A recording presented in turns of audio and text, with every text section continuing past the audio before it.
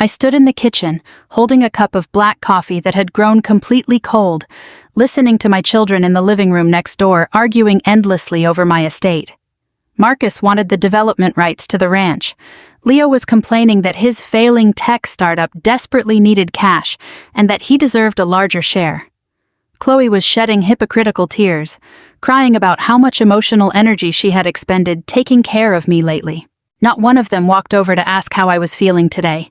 Not one of them cared about the deep pain in my heart as I stood there, hearing every single word. Then, Marcus let out a soft scoff and lowered his voice. "She's only one bad fall away from an upscale care facility anyway. There's no point in her holding on to this cash and the land deed." At that exact moment, a chilling realization washed over me. My children weren't hoping I would live a long life. They were counting down the days until my passing. What they didn't know was that I had already given every single penny away. If this story touches your heart in some way, I hope you will stay with me until the very end. Please don't forget to like and subscribe, and let me know in the comments what you would do if you were in my shoes. No matter where you are watching this video tonight, tell me your city and local time. I truly love reading every single comment. Once upon a time, our family used to share laughter and joy around that old oak dining table. Sometimes, sitting alone in the spacious living room late at night, I try to recall the exact moment everything changed. But I can never find a definitive answer. Perhaps the breaking of a family is never a sudden event. It happens quietly and slowly over long years, with tiny cracks forming alongside each disappointment. Until one day, the entire household collapses under a weight no one was willing to name. 45 years ago, Arthur and I built everything from nothing. We were only 24, newly married, renting a cramped apartment above a car repair shop on the outskirts of Dallas, Texas. The Texas summers were brutally hot, and that old window AC unit always roared like a tractor. Every time a heavy truck started up downstairs, our floor felt like it was experiencing a micro-earthquake. But I swear to you, those were the happiest years of my life. Before leaving for work each morning, Arthur would kiss my forehead and say, "Eleanor, one day we'll have a ranch of our own, a house full of kids, and savings we don't have to constantly pinch." Back then, we really did have to count every penny. I worked the morning shift as a waitress at a highway diner, and Arthur was a dispatcher and night mechanic for a freight company. In the evenings, we sat at that shaky plastic dining table, planning our future on the backs of crumpled receipts. We dreamed of owning our own trucking fleet. Gradually, through countless sleepless nights, we actually made it happen. When Marcus was 4 years old, Arthur bought his first used heavy-duty truck. I still remember the day he drove it home, the door stenciled with "Arthur and Sons Freight Dispatch." The letters were a bit crooked because Arthur had done it himself, but his face was pure pride. "It gives it personal character," he told me with that trademark lopsided smile. For many years, we ran like clockwork. I managed the books and answered client calls, while Arthur handled the long hauls and maintenance. We missed countless family vacations and skipped many wedding anniversaries. For several Thanksgivings, we found ourselves slicing cold turkey in a roadside motel because we couldn't afford to stop working for a single day. But we built an honest, real business. Our children grew up surrounded by the smell of diesel and the sound of two-way radios. Our eldest son, Marcus, was highly competitive from a young age. Even in Little League baseball, if other kids had better gear, Marcus would silently harbor resentment. He worshipped numbers and status. Even so, back then, he at least had drive, or so I like to think. Chloe, our only daughter, used to be as bright as a Texas sunrise. She loved dancing around the garage in my old cowboy boots, using the truck side mirrors as her vanity glass. Every delivery driver who came by adored her because she never hesitated to give everyone a big hug. Leo was our unexpected blessing. Wild, loud, and unruly. Arthur always called him the Texas tornado. No matter how busy life got, Arthur insisted on hosting a family barbecue in the backyard every Sunday evening. "No matter what happens," he always said, "this family eats at the same table." For a long time we did. Even as the kids grew up, even when Marcus moved to Chicago and became a calculating commercial real estate developer, even when Chloe married a plastic surgeon, moved to an affluent neighborhood in Austin, and became a luxury-obsessed influencer, and even when Leo bounced from one unstable tech startup to another in Silicon Valley trying to find himself, we still gathered for birthdays, holidays, and Sundays. Or, at the very least, we pretended everything was exactly the same. Looking back now, the first true shift occurred after Arthur fell ill. At first, it was just mysterious back pain and fatigue, followed by frequent checkups, and then the words, advanced pancreatic cancer. The doctors told us we had a year, but we only got 8 months. I still remember the sound of the hospital heart monitor the night he passed away. 1 second it was a steady rhythm, and the next, absolute silence. People always describe grief as an explosion, but to me, it felt like a silent drowning. After Arthur passed, I sold the freight company's entire fleet and operations. I couldn't bear to walk near those heavy trucks anymore. Every roar of an engine tortured my nerves. Harrison, our longtime family estate attorney and one of Arthur's few old friends, handled all the complex paperwork for me. The final sale price of the company far exceeded our expectations.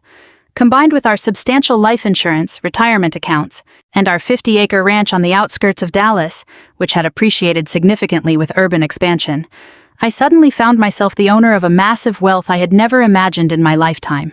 I didn't think too much of it at first. I was just trying to learn how to breathe on my own. But my children noticed. Right at Arthur's funeral reception, just 4 hours after we laid his ashes to rest, Marcus pulled me into a corner of the porch. "Mom," he said in a highly professional tone, "you really should let me manage Dad's investment portfolio for you. This asset is far too massive for someone your age to handle alone." I remember those words vividly because they stung like a needle. For someone your age. I didn't react outwardly at the time, but those words burned themselves into my mind. A few weeks later, Chloe began frequently bringing up the ranch. One afternoon, while helping me clear out some items from the kitchen oven, she remarked casually, "You know, Mom, this ranch is just too hard for one person to maintain. The mowing, the wooden fences, and those high property taxes." I forced a small smile. "This is the home I've lived in for 40 years. "I know," she responded softly, though her tone carried an undeniable air of superiority.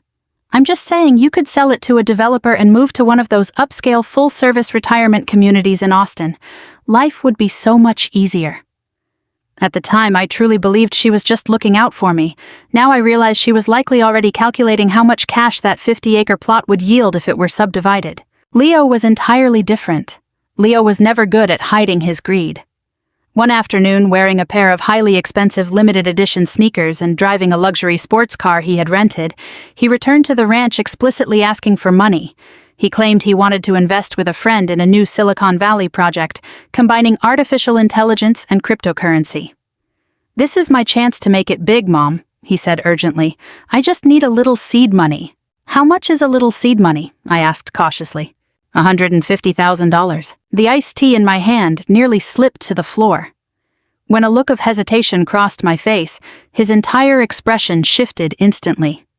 "You have so much money," he barked resentfully. "If Dad were here, he would have supported me without a second thought." That phrase haunted me for weeks.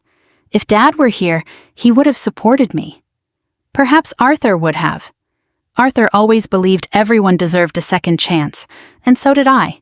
Until I began to realize that my children no longer saw me as their mother. They saw me as an ATM, a business opportunity, an inheritance with a ticking clock. From then on, the phone calls became more frequent. Marcus called to ask if I had set up a revocable trust. Chloe inquired about the specifics of my health insurance and retirement accounts. And Leo was constantly implying that his credit cards were maxed out and that he was facing legal trouble. Sometimes they would even talk to one another on the phone while sitting in my living room, whispering about things they assumed I couldn't hear. One afternoon, just as I walked around the corner of the hallway, I caught Marcus speaking in a low voice in the study. "Mom has more liquid cash than she even realizes." I froze in place. Chloe's voice came through the line, hushed and sharp. "Did you find out the exact number?" "Not completely certain," Marcus replied. "But after the fleet was sold, combined with the insurance and the existing funds, it's at least $4.5 million after taxes. And that's not even counting the land value of this ranch. $4.5 million? The way Chloe repeated that number made my stomach turn.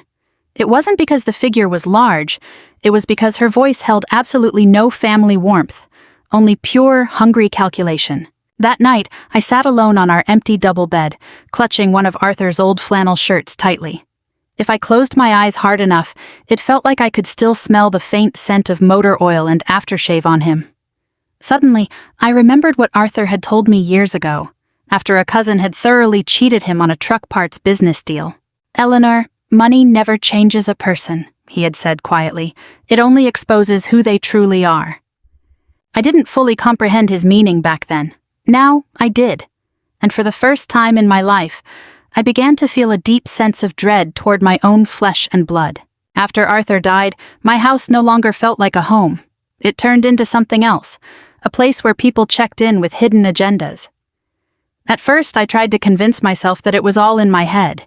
Grief can alter your mind in strange ways, making you paranoid, emotional, and sensitive. That was how I comforted myself every time my children crossed the line with questions about money.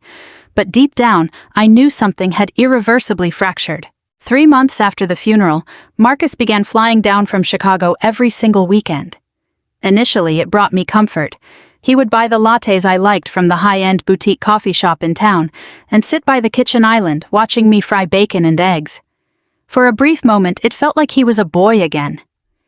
"Just checking in on you, Mom," he would say in an incredibly gentle tone. God knows how much I wanted to believe him.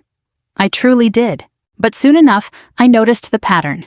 With every single visit, the conversation would inevitably slide toward finances. "Have you looked closely at Dad's stock portfolio? You really should consolidate your bank accounts. Do you know how much your property taxes are going to spike with the new commercial development plans next year?" One morning while I was pouring coffee, Marcus pulled a thick folder from his premium leather briefcase. "I had my team put together an asset restructuring plan specifically for you," he remarked casually. I stared at the colorful charts, balance sheets, and projected returns. "You did this behind my back?" I asked calmly. "Of course," he replied, completely justified. "I just don't want to see anyone take advantage of you." The irony almost made me laugh out loud, but I kept silent. Marcus leaned forward in his chair. "You know, Mom, at your age, managing an estate this large entirely on your own is dangerous." There it was again. At your age, as if the passing of years automatically stripped away my ability to think. "I am managing just fine," I told him gently. His jaw tightened for a fraction of a second, but he quickly forced a professional smile. "I know you feel like you're managing fine." Long after he left, that phrase kept spinning in my mind. "I know you feel like you are." Not that I actually was, but that it was a delusion. He was already laying the groundwork to claim I was experiencing cognitive decline. Chloe's approach was far more subtle, wrapping her manipulation in a heavy coating of concern. She started calling me on video promptly at 8 o'clock every single night. "Did you eat dinner? Mom, have you been taking your fish oil supplements? You don't look well." Sometimes she would even shed a few tears while talking about how much she missed Dad. Every time she did, a deep wave of guilt would wash over me for questioning her motives. Until one afternoon, Chloe arrived at the ranch carrying a thick stack of promotional brochures. They were filled with listings for high-end retirement communities, luxury assisted living apartments, and gated elder residences with 24-hour monitoring. She spread them out across my antique dining table like a seasoned real estate agent showing off a hot listing. She pointed to the glossy pages with an exaggerated enthusiastic tone, telling me how beautiful these places were, emphasizing that there were no stairs to climb, no lawns to mow, and that private physicians were on standby at all times. I looked down at the pristine copperplate photos depicting indoor heated pools, shared recreation areas, cramped kitchenettes, and narrow bedrooms. A carefully mapped-out, unchangeable blueprint for the remainder of my days. I looked up and told her calmly that I loved my ranch. Chloe let out a dramatic sigh, arguing that the house was simply too massive for me, and pointing out that the wooden fences outside were practically rotting, claiming that staying here was entirely impractical. I looked at her and reminded her that this very house was where her father had proposed to me. An unmistakable look of impatience crossed her face for 2 full seconds before she delivered a line that entirely hollowed out my soul. She looked at me and said that memories simply couldn't be used to pay for home repairs. I stared at her in utter disbelief, wondering if this was truly my own daughter. Was this the same little girl who used to crawl into my bed shivering during severe thunderstorms? Was this the child who had wept for 3 straight days and nights when her childhood pet passed away? I wanted to ask her what had happened to transform her into the person sitting before me, but I was terrified of hearing the answer. Leo was at least direct about his financial demands, which made him slightly easier to read. But only slightly. He began showing up at the ranch unannounced. Sometimes it was late at night, sometimes he arrived smelling heavily of alcohol, and other times he put on the persona of a successful tech elite, desperately pretending his life was flawless. One evening, while I was in the kitchen preparing a pot of beef stew, he strode inside, pulling open the refrigerator door as if he still lived under my roof, demanding to know if there was any sliced turkey. I told him it was in the middle drawer. As he stood there devouring a turkey sandwich, he launched into a relentless rant about his latest financing strategy. Apparently, he and a few partners were developing a blockchain-based social media application. According to Leo, the project was a guaranteed gold mine. He told me he just needed a temporary bridge loan, promising that the moment his Series A funding arrived, he would repay me in full with interest. I asked him cautiously how much he needed. He looked at me and said he required $200,000. The soup ladle in my hand nearly slipped from my grasp. I breathed his name, but he cut me off brutally, telling me to come on because he knew I could easily afford it. I told him it wasn't a matter of whether I could afford it or not. His expression darkened instantly as he demanded to know what the issue was then. I reminded him that he hadn't repaid a single cent of the money he borrowed for his drone project the previous year. He slammed the refrigerator door shut so violently that the magnets rattled down onto the floor, shouting that the situations were entirely different because the market conditions had shifted. He accused me of constantly elevating Marcus as some kind of Wall Street genius, while the moment he needed assistance, I immediately treated him like an irresponsible loser. I assured him that wasn't true, but he snapped back, his face flushing deep red as the veins on his neck bulged, screaming that I was sitting on millions in liquid cash while content to watch him drown in debt. At that exact moment, I felt something irremediably break inside my heart.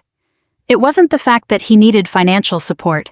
It was the sheer entitlement and burning resentment in his voice, as if my continued survival was an injustice to him, and that I owed him a massive financial payout just for being alive. I looked at him, my voice trembling as I whispered that I was his mother, not his venture capitalist. The kitchen fell into a dead, suffocating silence. Then, Leo let out a bitter, cutting sneer, telling me that clearly I was a pretty terrible mother too. The cruelty of those words may have surpassed his initial intent, or perhaps it was exactly the reaction he wanted to provoke. He turned around and slammed the door behind him, leaving without another word. For the next hour, I sat entirely alone at the dining table, staring blankly at the bowl of beef stew that had grown completely cold. That night, I wept more bitterly than I had in all the months since Arthur's passing. It wasn't just the humiliation of the interaction. It was the final, devastating acknowledgement that my children no longer visited to see me. They only came to see what they could extract from me. The most tragic part was that this overstepping was gradually becoming our new normal. Marcus began sorting through my private mail under the convenient excuse of helping me manage my bills. Chloe utilized every subtle conversation to fish for details regarding my bank statements, and Leo only initiated contact when creditors threatened him with immediate legal action. Even our family holidays began to lose their warmth. That Thanksgiving, I forced myself through the pain of severe arthritis to prepare a massive feast for 12 people.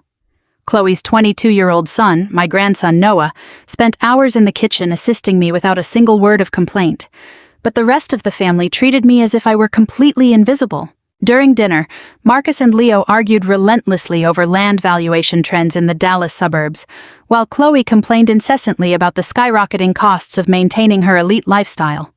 Every single topic of conversation inevitably circled back to money, every single one. Midway through the evening, as I carried an empty serving platter toward the hallway, I caught Marcus and Chloe whispering in a blind spot near the staircase. Chloe muttered in a low voice that I was sitting on a literal gold mine. Marcus questioned whether that old lawyer Harrison had locked the wealth into a dead trust, noting that based on current market values, the ranch land combined with the proceeds from the trucking fleet sale should total around $6 million. Chloe repeated the figure under her breath, her voice filled with an icy, detached calculation. The way they spoke that number sounded like two corporate liquidators evaluating the remaining assets of a bankrupt firm, rather than children discussing their mother's life's work. Then, Marcus uttered a phrase that permanently altered my perspective. He shrugged carelessly, remarking that they just needed to find a way to prove I lacked proper judgment, arguing it would ensure I didn't grow senile and donate the fortune to outsiders. I froze behind the hallway wall, my heart hammering so loudly against my ribs that I was certain they would hear it. A terrifying truth crystallized in my mind. My children weren't worried about me losing my security. They were terrified of losing their control over the inheritance.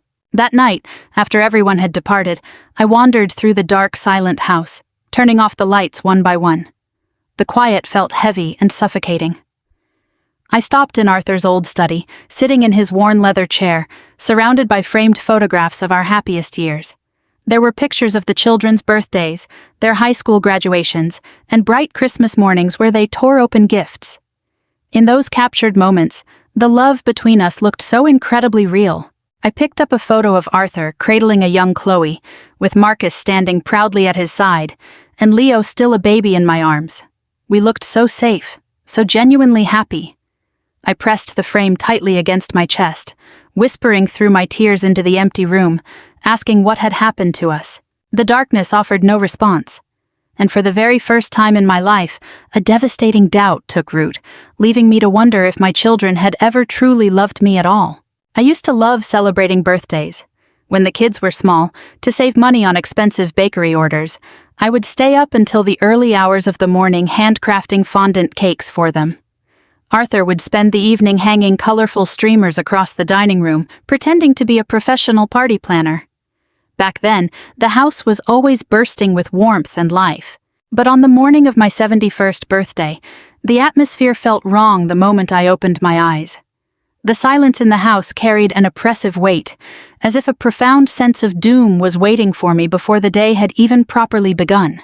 Still, I made an effort. God knows how hard I tried. I spent the entire morning working diligently in the kitchen, preparing a slow-cooked beef brisket, homemade mashed potatoes, a green bean casserole, and Chloe's absolute favorite, a classic Texas pecan pie. I even pulled out the sterling silver utensils Arthur had left behind, carefully polishing each piece because he always insisted that birthdays deserved our very best tableware. By 6 o'clock in the evening, the dining room looked beautiful. Warm candlelight flickered against the walls, and our old family photos were neatly arranged on the shelves. Standing there alone in my dark blue dress, I almost managed to convince myself that everything would finally return to normal. Then the front door swung open and reality walked back in. Marcus and his wife Carol arrived first. He offered me a brief, superficial hug before immediately pulling out his phone to respond to a business email, mindlessly murmuring a quick happy birthday. Chloe arrived 20 minutes late, holding a cheap bouquet of flowers clearly purchased from a gas station convenience store, with the neon price tag still attached to the plastic wrapping. Leo was the last to appear. When he leaned down to kiss my cheek, the distinct heavy scent of bourbon washed over me. He blamed his lateness on a massive highway traffic jam, an excuse absolutely no one in the room believed. At first, dinner proceeded smoothly enough. We spoke about the weather, Noah's intense architecture coursework, the recent football games, and fluctuating oil prices. They were safe, superficial topics. The exact kind of verbal camouflage family members deploy when desperately trying to ignore a massive elephant in the middle of the room. I noticed that Noah spent the entire dinner observing me closely. Unlike the others, he genuinely cared about my well-being. Whenever my water glass was empty, he quietly refilled it. When my arthritis flared up and my wrists began to shake, he smoothly stepped in to handle the serving dishes without drawing any attention to my struggle. Those quiet acts of kindness, after months of being entirely dismissed by my own children, felt immeasurably large. Midway through the meal, Marcus leaned back in his chair, letting out a heavy sigh as his eyes scanned the room, remarking that the old house was seriously overdue for a complete renovation. My stomach instantly tightened. Chloe glanced up at him, demanding to know what he meant by that. He shrugged his shoulders, claiming he was simply stating an objective fact.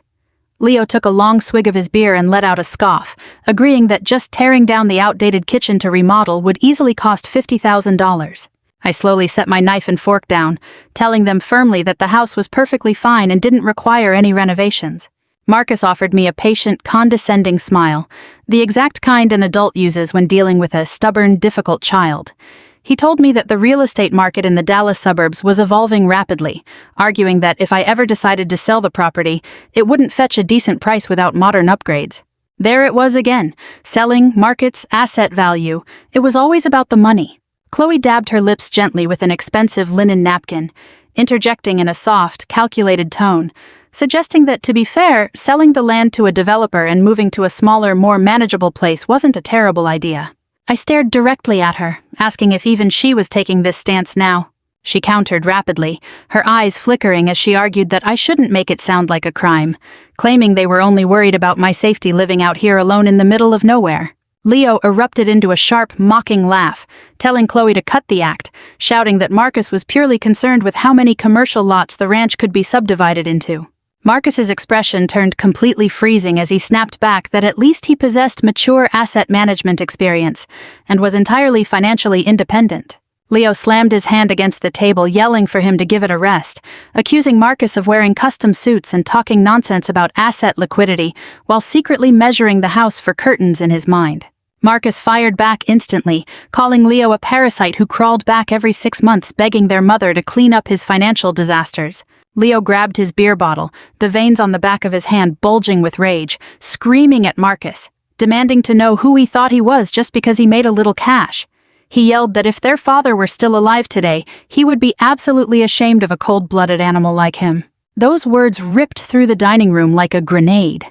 Leo leaned halfway across the table, looking ready to throw a punch, while Chloe bolted upright, screaming at them to shut up. Carol kept her eyes glued to her plate, desperately pretending she was anywhere else. And me? I just sat there, frozen like an ice sculpture, watching my own children circle me like vultures over carrion, ruthlessly tearing away what little dignity I had left. Then Marcus roared the exact words that shattered my last lingering shard of hope. "We all know Mom can't hang on to this ranch forever anyway. What's so wrong with planning ahead?" Those syllables slammed into my chest, stealing the air right out of my lungs. "Can't hang on to it forever." He said it so clinically, as if my death were nothing more than an impending corporate merger. Suddenly Noah stood up so violently his chair screeched against the floor. "Enough!" he shouted, his 22-year-old frame trembling with rage. "She is sitting right here!" Chloe looked slightly flustered. "Noah, sit down. Stay out of adult business." "No!" Noah shot back, cutting his mother off sharply. "The way you guys are talking about Grandma, it's like she's already dead." A suffocating silence swallowed the room. Leo was the first to look away, and Marcus rubbed his jaw in irritation. But not a single one of them offered an apology. Not one. Slowly, heavily, I pushed my chair back and stood up. "I think I'm tired," I whispered, my voice barely audible. Chloe instantly flipped back into her performance of fake concern. "Mom, are you okay? Is your blood pressure spiking again?" I almost laughed out loud. At this point, the act was an insult to my intelligence. "I just need some air." Before anyone could see the tears pooling in my eyes, I turned and walked into the kitchen. My hands shook so violently that I had to grip the marble countertop just to keep my balance. From the dining room, the muffled arguments kept drifting in. Marcus's cold logic, Leo's explosive retorts, Chloe's high-pitched attempts to referee. Nobody came out to check on me, nobody except Noah. A minute later, he quietly slipped into the kitchen, carrying my untouched slice of birthday cake. He sat down beside me, remaining silent at first, before gently taking my cold hand in his. "I'm so sorry, Grandma," he murmured, his voice cracking. That simple apology completely broke me, not just because of the words, but because in this massive house, he was the only one who recognized that an apology was even due. I stared at the pristine cake as my vision blurred. "I don't understand where it all went wrong, Noah," I admitted softly. Noah squeezed my hand tighter. "You didn't do anything wrong, Grandma." But I couldn't help but wonder if Arthur and I actually had. Maybe we had spent too many years giving them everything they asked for, ensuring they never learned the language of gratitude. Maybe boundless indulgence eventually mutates into a burning sense of entitlement. We had successfully raised 3 financially prosperous adults, but we had failed entirely to cultivate decent human beings. After a while, Noah helped me clean up the kitchen while the others slipped away one by one in absolute silence. No one brought up the argument again. Marcus left first without so much as a goodbye hug. Chloe gave me a guilty peck on the cheek, muttering something about trying not to stress myself out. Leo vanished into the night like a ghost without saying a word. By 10:30, the ranch was dead silent once more. Noah stayed until the last of the leftovers were packed, giving me a fierce hug at the front door before leaving. "I love you, Grandma," he whispered. It was the only phrase I believed all night. Once he was gone, I locked the heavy wooden door and stood alone in the dim hallway. The birthday candles had burned down to pools of hardened wax. Abandoned wine glasses cluttered the table. The entire house smelled of cold food and ruin. I walked slowly over to Arthur's favorite leather chair, sat down, and stared blankly at our old family portrait. Then, speaking into the empty air, I uttered the words that would change everything. "Arthur, I can't leave our life's work to them." Deep down, I knew that was the exact second my real counter-strategy began. For 3 days following that dinner, I barely slept. Every time I closed my eyes, Marcus's words replayed on a loop. "Mom can't hang on to this ranch forever anyway." It sounded like a scratched vinyl record, spinning endlessly in my head. I tried to drown it out with mundane chores. I did laundry, pruned the roses, and watched the old westerns Arthur used to love. Nothing worked. The house felt different now. It didn't just feel lonely, it felt unsafe. Not because I thought they would physically harm me, but because I finally saw the truth. They had already psychologically prepared for my absence. To them, I was no longer a mother. I was a line-item asset waiting for liquidation. On the 4th morning, I woke up before sunrise and sat at the kitchen island, cradling a lukewarm cup of Earl Grey tea. Arthur's old photo sat right beside the coffee machine. I stared at his face for a long time. "You always could read people perfectly, Arthur," I whispered.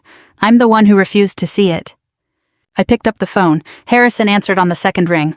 "Harrison and Associates." "Harrison, it's Eleanor." His voice immediately softened into the warmth of an old friend. "Well, hello, Ellie.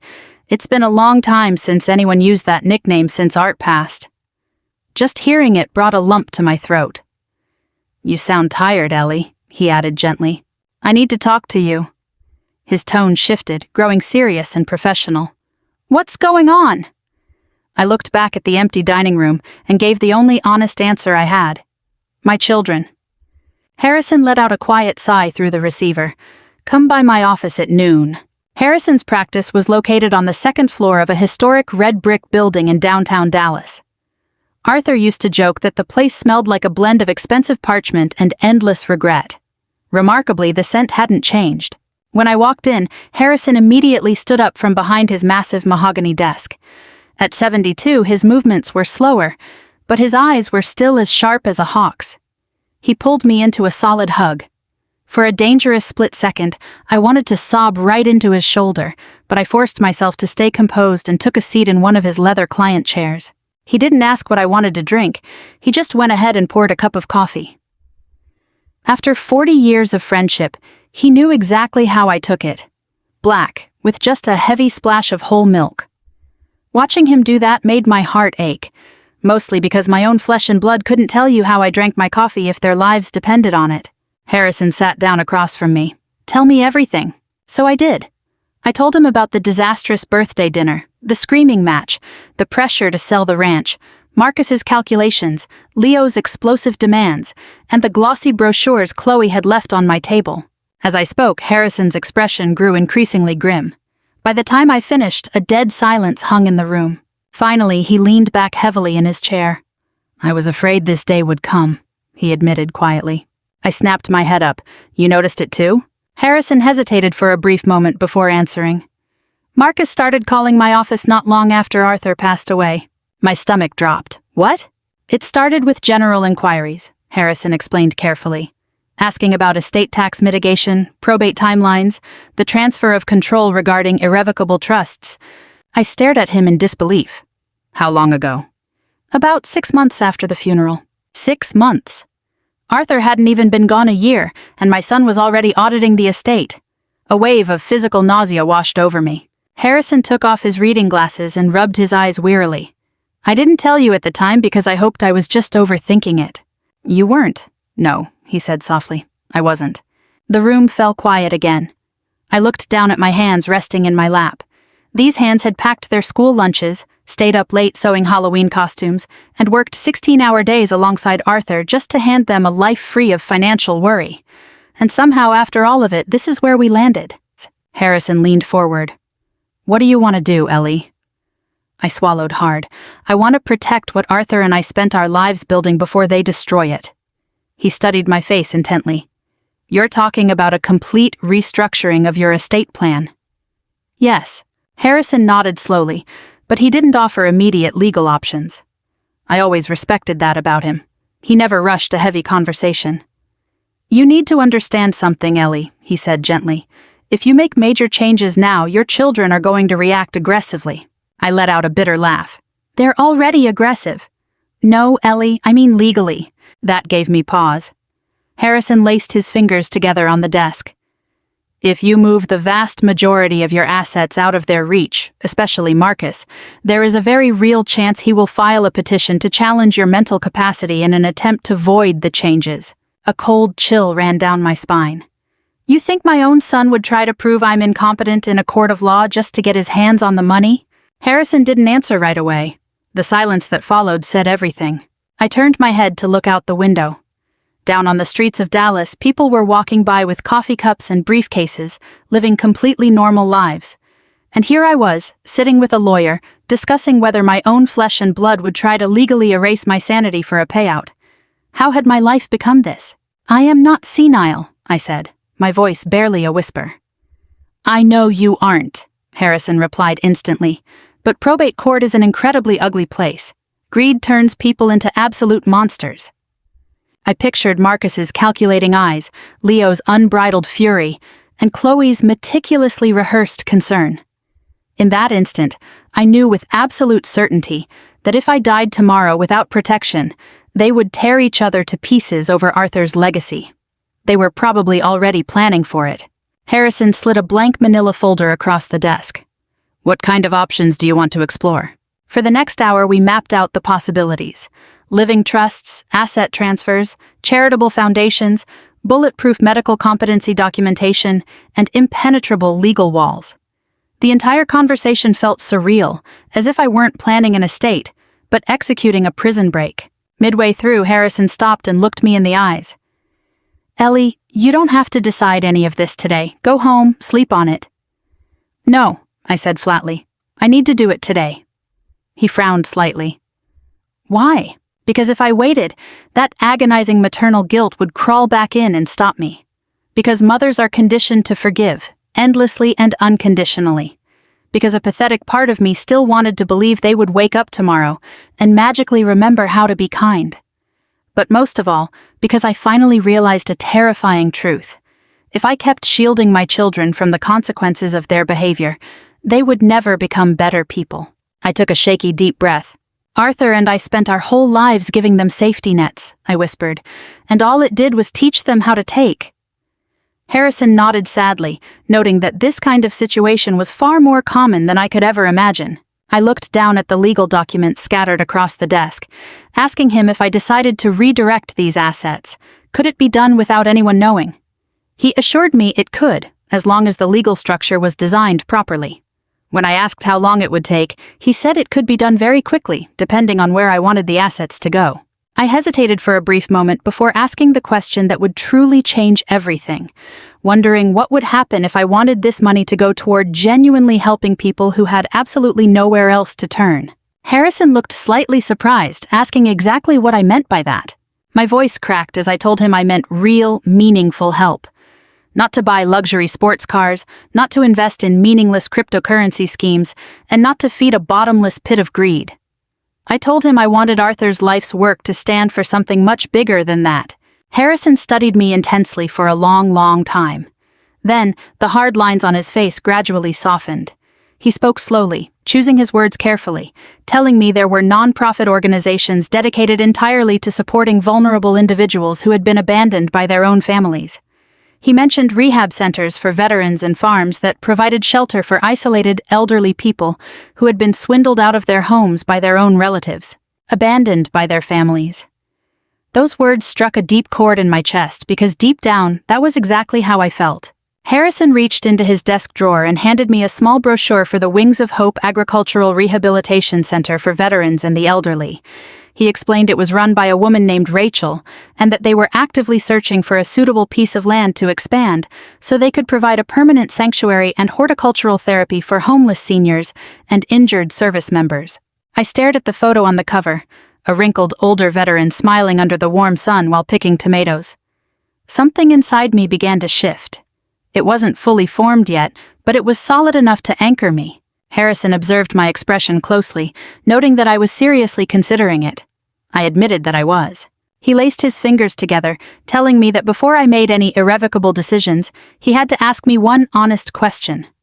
I nodded slowly, letting him continue. He asked if I was doing all of this simply because I was angry with my children. I pictured that disastrous birthday dinner, the blatant greed, the cold detachment, the sheer entitlement. And then I pictured Arthur, the man who had worked himself to exhaustion just to build a safe haven for the people he loved. Suddenly, my eyes filled with tears. "No," I whispered.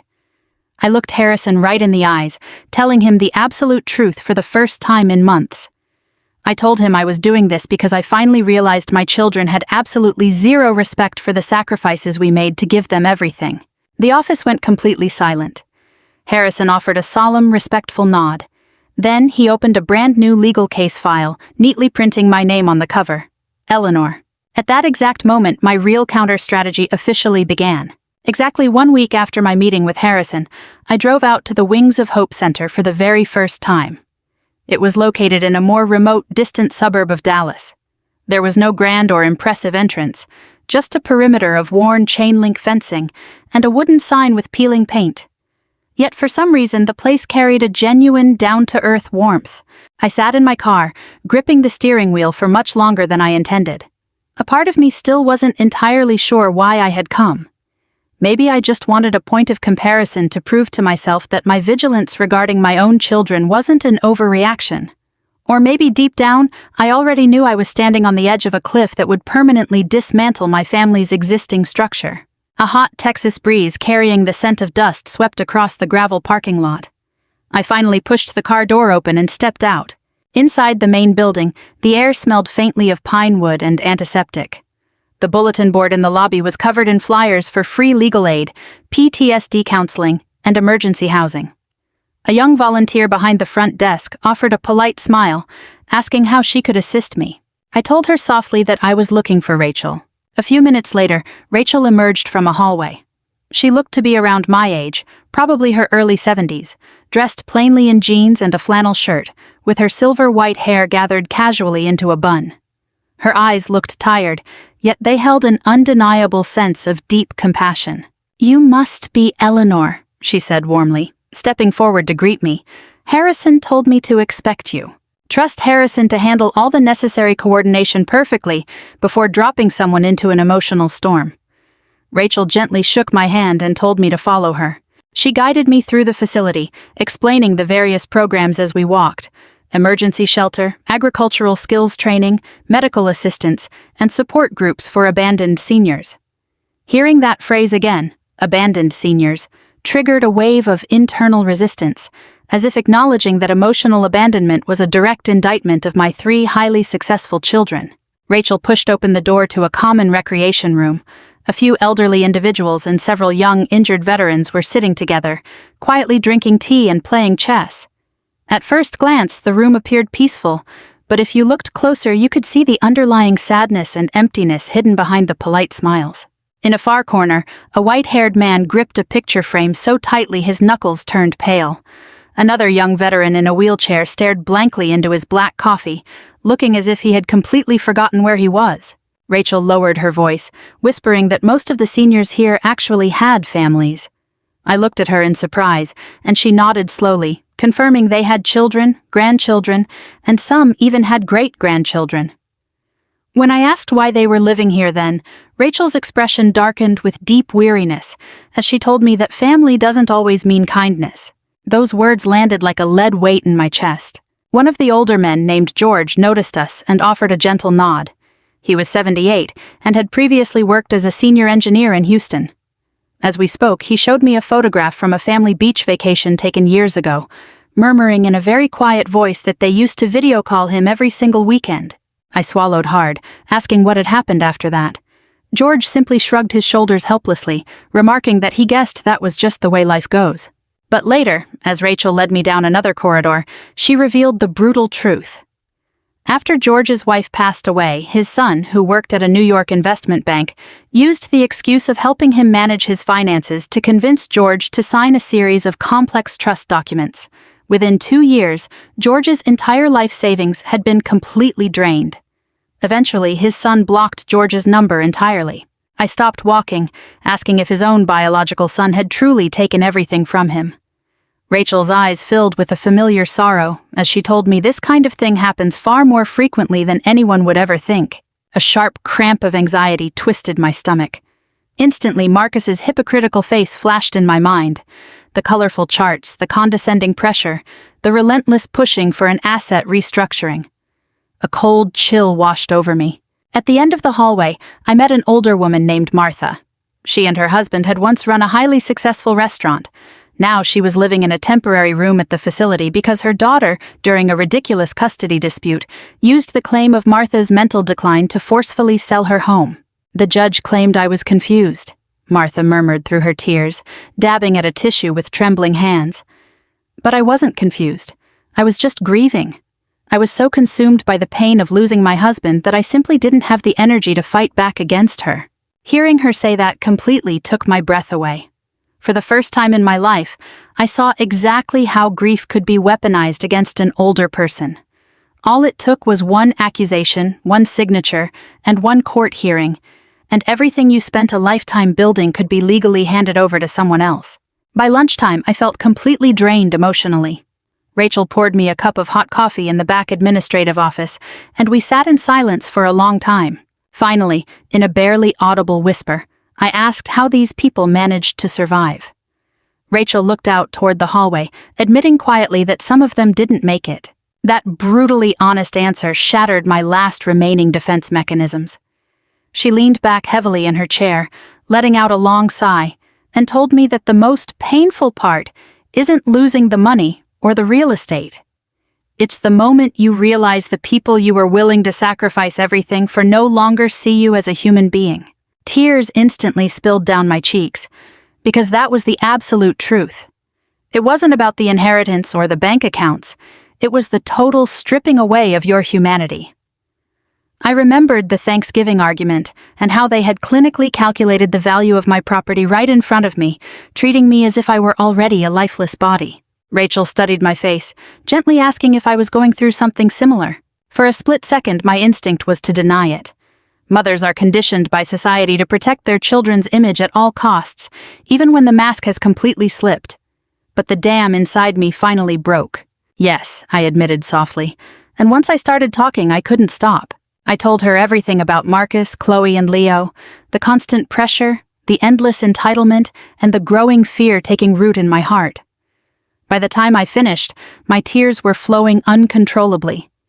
Rachel didn't judge me. She just quietly handed me a box of tissues. Then, she delivered a line that would completely reshape the remainder of my life, telling me firmly that I had a right to protect myself. I stared at her blankly. No one had ever told me that before, not once. As a mother, you are always expected to give unconditionally, no matter the cost, and no matter how much it destroys you.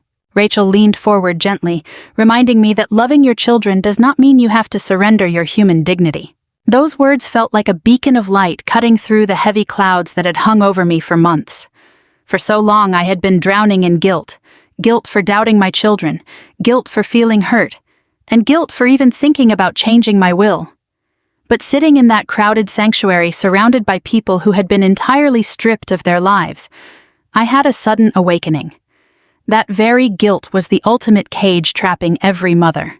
Later that afternoon, Rachel showed me a vast but completely barren plot of land behind the facility. We've been wanting to expand our agricultural rehabilitation program, she explained, pointing out the weed-covered field.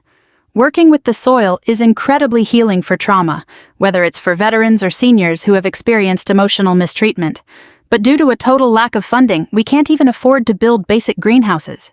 I stood there silently, looking at the empty field, while my mind drifted back to my own incredibly valuable 50-acre ranch, sitting on prime real estate. I asked her softly what would happen if their funding ran out completely. Rachel offered a faint smile, telling me they would just keep doing what they had always done. When I asked what that was, she replied that they would pray real kindness would find them before it was too late. Those words echoed in my mind all the way home. Late that night, I sat alone in Arthur's old study once again. The house was dead silent except for the rhythmic ticking of the grandfather clock in the hallway. I stared at our old family portrait for a long, long time. Then a thought occurred to me that made my heart race. What if Arthur's and my life's work could become a sanctuary to shelter people from the storm, rather than a breeding ground for greed? What if our wealth could be used to protect those who had absolutely no one left, instead of watching it completely corrupt the souls of our own children? Harrison gave a sad nod, admitting that this heartbreaking reality was far more common than anyone would ever want to believe. I looked down at the mountain of legal documents scattered across the wide mahogany desk, my voice a quiet murmur as I asked if I decided to rewrite everything and redirect these assets. Could it be done without them knowing? Harrison leaned forward, his eyes sharp with a lifetime of legal expertise. He assured me it could. If the trust architecture was structured correctly, the transfer of ownership would remain completely invisible until the final paperwork was executed. When I asked how long the process would take, he replied that his team could move incredibly fast, depending entirely on where I ultimately wanted the assets to go. I hesitated for a brief, heavy moment. Then I asked the single question that would permanently shatter the future my children had already mapped out for themselves.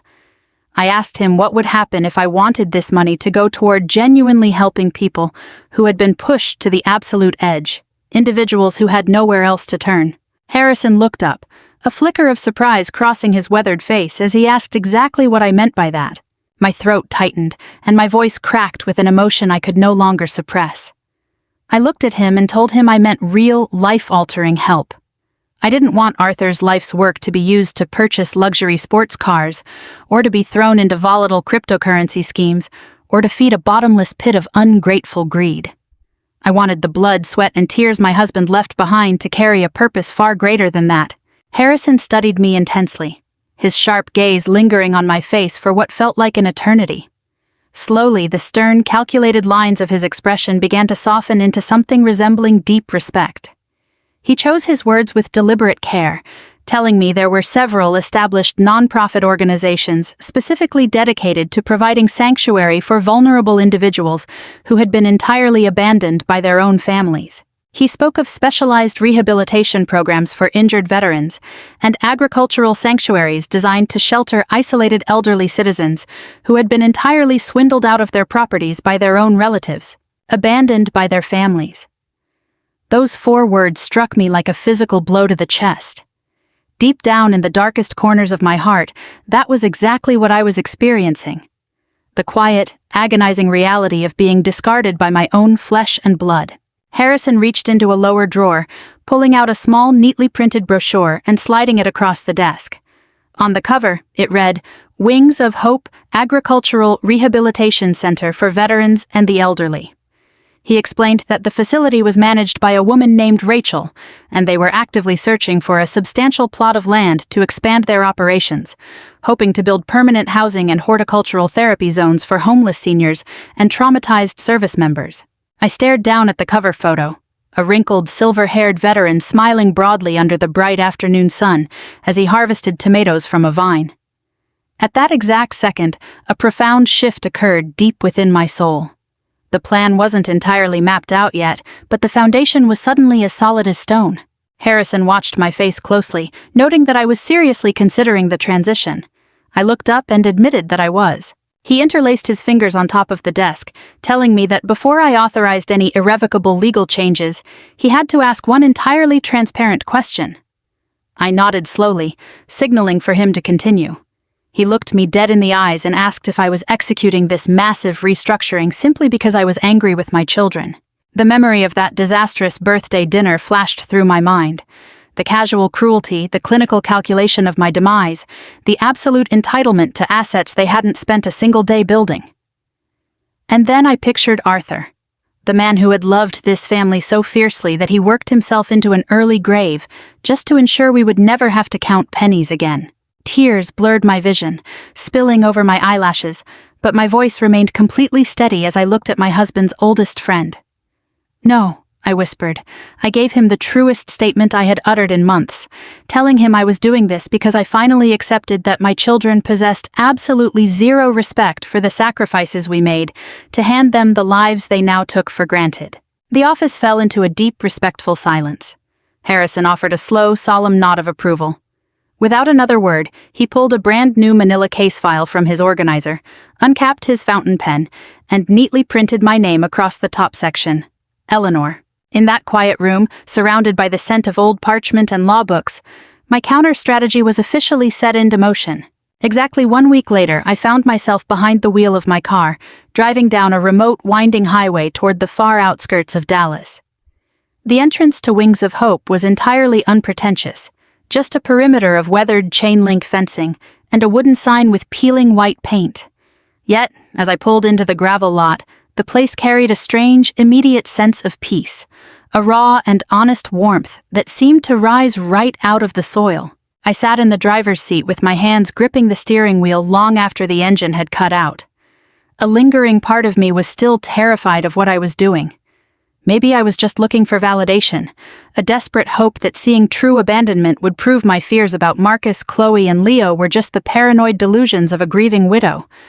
Or maybe deep down, I knew that stepping out of this car meant crossing a line from which my family could never recover.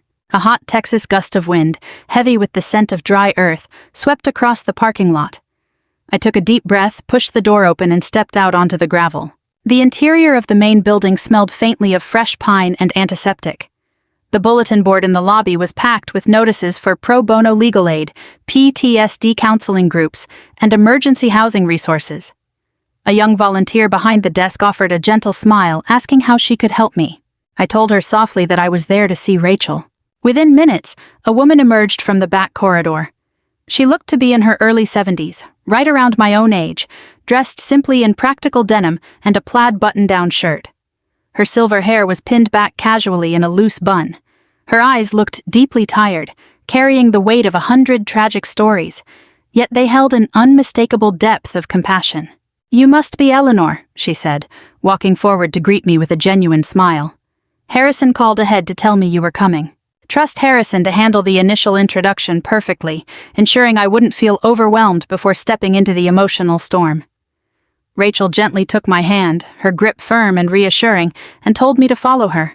She guided me through the various wings of the facility, her voice low and steady as she pointed out the emergency shelter quarters, the vocational farming training rooms, the medical assistance station, and the meeting spaces for the abandoned seniors support groups. Hearing that phrase again, abandoned seniors, sent a sharp wave of internal resistance through me. It was a terrifying mirror. To fully admit that emotional abandonment was happening to me felt like signing a formal indictment against the 3 successful prominent children I had raised. Rachel pushed open the heavy wooden door to a communal recreation room. A handful of elderly individuals and a few young, visibly injured veterans were scattered throughout the space, quietly drinking tea, reading, or playing chess. At first glance, the room appeared perfectly serene, but if you looked closer, the absolute vacuum of grief was visible. It was hidden right behind the polite nods and the empty, hollow smiles. In a quiet corner, an older man with stark white hair sat completely rigid, his knuckles white as he clutched a cheap plastic photo frame with a desperate, trembling intensity. Near the window, a young service member in a wheelchair stared motionlessly into a mug of black coffee, completely detached from his surroundings, as if he had entirely forgotten his place in the world. Rachel leaned in slightly, her voice dropping to a hushed whisper as she told me that the most heartbreaking part was that the vast majority of the seniors living here actually had families. I turned to look at her in disbelief, asking if they truly had relatives. She nodded slowly, her expression heavy with weariness, as she confirmed they had children, grandchildren, and some even had great-grandchildren. When I asked why on earth they were living in a temporary facility then, she delivered a truth that pierced me to the core, stating simply that family doesn't always equal kindness. Those words settled like lead in the pit of my stomach. One of the elderly men, a man named George, noticed us standing near the doorway and offered a gentle smile. He was 78 years old and had spent his career as a highly respected senior engineer in Houston. As we struck up a casual conversation, he proudly pulled a faded photograph from his wallet, showing me a picture of his entire family laughing on a sun-drenched beach decades ago. He murmured in a barely audible voice that they used to call him on FaceTime every single weekend without fail. I swallowed the lump in my throat, asking softly what had changed. George merely shrugged his shoulders with a devastating, quiet resignation, remarking that he supposed that was just the natural course of life. But later, once we had stepped back into the quiet corridor, Rachel revealed the brutal reality of George's situation. After his wife had passed away, his son, a high-powered investment banker in New York, had flown down under the exact guise of helping his grieving father manage his long-term financial portfolio. He had coerced George into signing a series of highly complex interlocking trust documents. Within 24 months, George's entire life savings had been legally drained to fund his son's corporate ventures. Once the money was gone, the son changed his number, cutting his father off entirely. I froze in the middle of the hallway, my voice trembling as I asked if his own biological son had truly stripped him of everything. Rachel looked at me with a sorrow that spoke of a woman who had seen this exact script play out 1,000 times, telling me that this kind of systemic exploitation happens far more frequently than the public would ever care to admit. A sudden sharp knot of pure dread tightened in my stomach. Instantly, Marcus's face flashed before my eyes. The glossy financial charts, the condescending, high-handed insistence that I couldn't handle the estate, the relentless pressure to sign his asset restructuring plan. A cold sweat broke out across my neck. At the far end of the pavilion, we encountered an older woman named Martha. She was sitting by a small window, her hands shaking as she meticulously folded a paper napkin over and over again. She and her late husband had built a highly successful restaurant chain over 40 years. Now she was confined to a tiny basic room at the sanctuary because her biological daughter, during a ruthless, manufactured legal dispute, had successfully petitioned a court to declare Martha mentally incompetent due to her grief, allowing the daughter to forcefully liquidate her mother's home.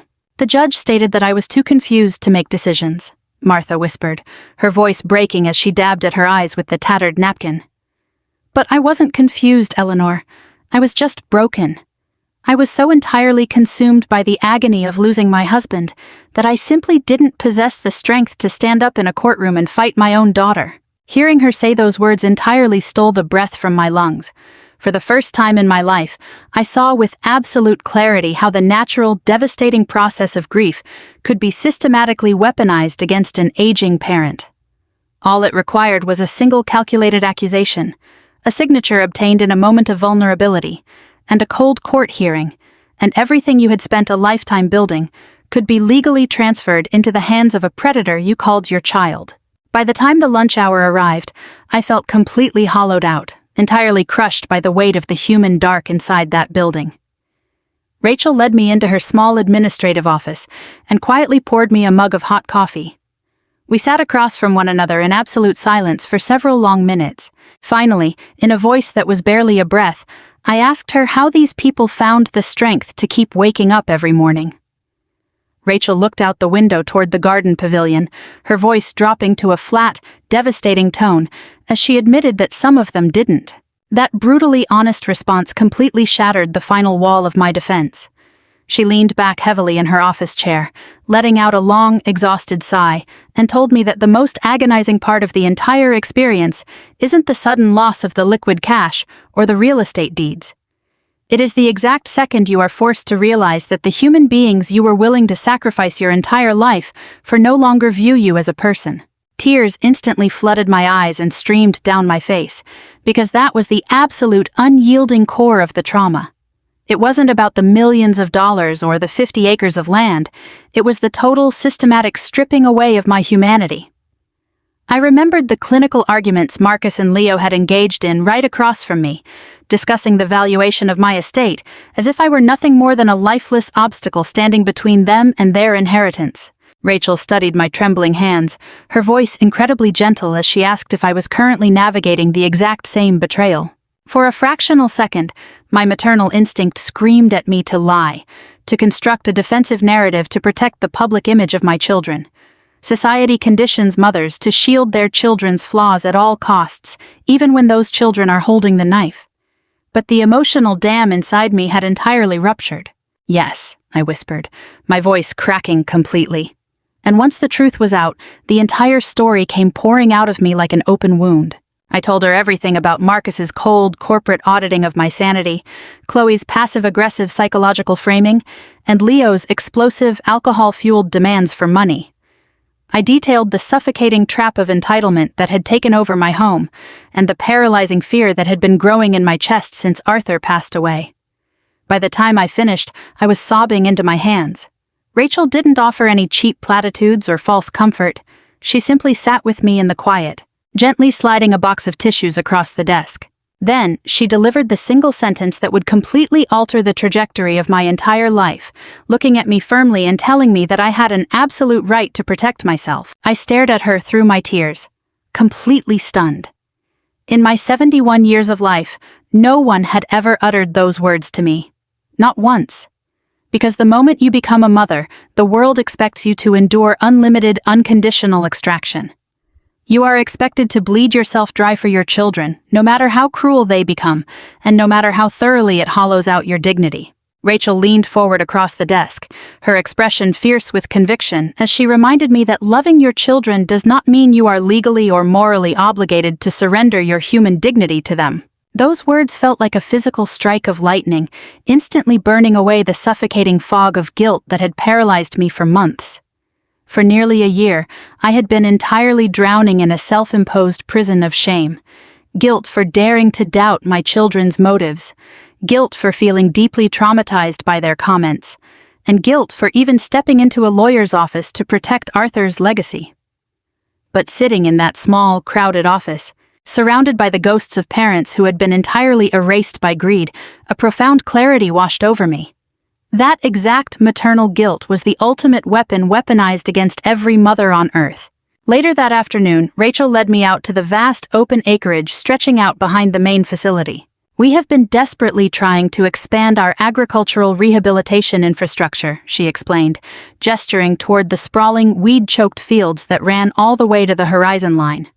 Working with the soil, watching something grow from nothing, it possesses an incredible capacity to heal trauma. Whether it's a veteran dealing with severe PTSD or a senior recovering from decades of emotional mistreatment. But our funding is entirely depleted. We can't even afford the raw materials to construct basic greenhouses. I stood there in the dry grass, looking out over the barren earth, while my mind instantly drifted back to my own incredibly valuable, prime 50-acre ranch, sitting squarely in the path of Dallas's luxury urban expansion. I asked her softly, what would happen to the center if their funding dried up completely? Rachel offered a faint, remarkably peaceful smile, telling me they would simply keep doing what they had always done. When I asked what that was, she replied that they would continue to pray that real, uncompromised kindness would find its way to them before it was too late. Those words echoed rhythmically in my head during the entire drive back to the ranch. Late that night, I sat completely alone in the darkness of Arthur's old study. The silence of the massive house broken only by the cold, steady ticking of the grandfather clock in the hallway. I looked up at our old family portrait, staring at the smiling faces of the young children we had poured our lives into. Then, a sudden electric realization took hold of my heart, making it hammer wildly against my ribs. What if Arthur's and my life's work didn't have to become a toxic breeding ground for greed and entitlement? What if our wealth could be transformed into an penetralia, a permanent sanctuary to shelter the innocent from the storm, rather than watching it completely rot the souls of our own children? I wanted to decline right then and there, but an instinct stopped me. Maybe it was curiosity, or a woman's intuition, or perhaps a tiny broken part of my heart still held on to a foolish hope. A hope that my eldest son would finally treat me like a human being, rather than a balance sheet waiting to be liquidated. So I agreed to go. The next morning at 11, Marcus pulled up in his SUV to pick me up. A light drizzle was tapping gently against the car windows. As we drove through the congested streets of downtown Dallas, the conversation started out safe. We talked about traffic, the weather, and a new steakhouse downtown, but Marcus was visibly tense, checking the clock on the dashboard every few seconds. "You seem like you're in a rush," I said, testing the waters. "I have a tight schedule today," he replied with a forced smile, "but I really appreciate you coming out with me. Where exactly are we going?" He threw a quick glance my way. "Just a quick stop at the bank." My stomach immediately tightened into a knot. "The bank?" "Relax, Mom." He let out a dismissive chuckle. "I just need to handle some private business. It'll take 5 minutes and then we'll go get some lunch." Right then, I should have listened to my gut and demanded he stop the car. But mothers spend a lifetime trying to believe the best in their children, even when the warning signs are blindingly obvious. The upscale wealth management bank was located in a grand glass tower downtown. Marcus parked at the VIP entrance and hurried around to open the door for me, playing the part of the devoted son perfectly. By this point, his act was almost flawless. The lobby smelled of polished marble and expensive cologne. A sharp, professional young female executive immediately walked over to greet us. "Good afternoon, Mr. Marcus." So, it was all arranged in advance. Of course it was. He had calculated everything. Marcus placed a hand on my back, guiding me into a highly private conference room. "This won't take long, Mom." I didn't say a word. The executive introduced herself as Sarah, offering a professional yet remarkably warm smile. "It's a pleasure to meet you, Ms. Eleanor." I gave her a polite nod. For the first few minutes, Marcus did all the talking. He launched into an elaborate, rehearsed speech about how worried he was that I couldn't handle the complex pressures of inflation alone. He talked about how tedious estate planning could be and how dangerous it was for high-net-worth older clients like me to manage assets without professional family assistance. Every single sentence was meticulously packaged. Sarah finally turned to me. "Well, Ms. Eleanor, how do you feel about your current financial situation?" There was something genuine in her tone, a keen sense of observation. I realized right then that she was studying me very closely. Financial institutions have strict regulations to protect seniors from exploitation, and she was likely trained to spot the signs of financial abuse that happen every single day. Before I could speak, Marcus smoothly cut in. "Since my father passed, my mother has been under an immense amount of mental stress." Mental stress. Not grief, not a broken heart, but stress, making it sound like I was a high-risk client on the verge of a psychological breakdown who was losing her grip on reality. Sarah maintained her professional restraint. "That's completely understandable." Then, Marcus pulled several documents from his briefcase. There they were again. The exact same papers that had been sitting on my kitchen table: a durable power of attorney, full account access authorization, and irrevocable trust transfer forms. The signature lines were already marked with bright yellow sticky tabs. My pulse began to hammer in my ears. "Marcus," I said, my voice dead calm, "I told you, I am not ready to sign anything." The smile on his face instantly hardened. "We're just discussing options, Mom." "No," I said, looking him dead in the eye. "You tricked me into coming here to force my hand." Sarah's eyes darted between Marcus and me. The temperature in the room felt like it dropped to freezing. Marcus lowered his voice, desperately trying to maintain his upper-class composure. "Mom, please, don't make a scene here." Make a scene? The word was absurd, as if protecting my own life's work was somehow an inconvenience to his grand plans. I slowly folded my hands in my lap. I am absolutely not signing anything today. For a split second, Marcus just stared at me. Then, his mask cracked. It wasn't blind rage, but pure, raw irritation. The frantic look of a corporate raider when a guaranteed acquisition suddenly falls through. He leaned forward abruptly. "Mom, you are being incredibly short-sighted." Sarah intervened gently.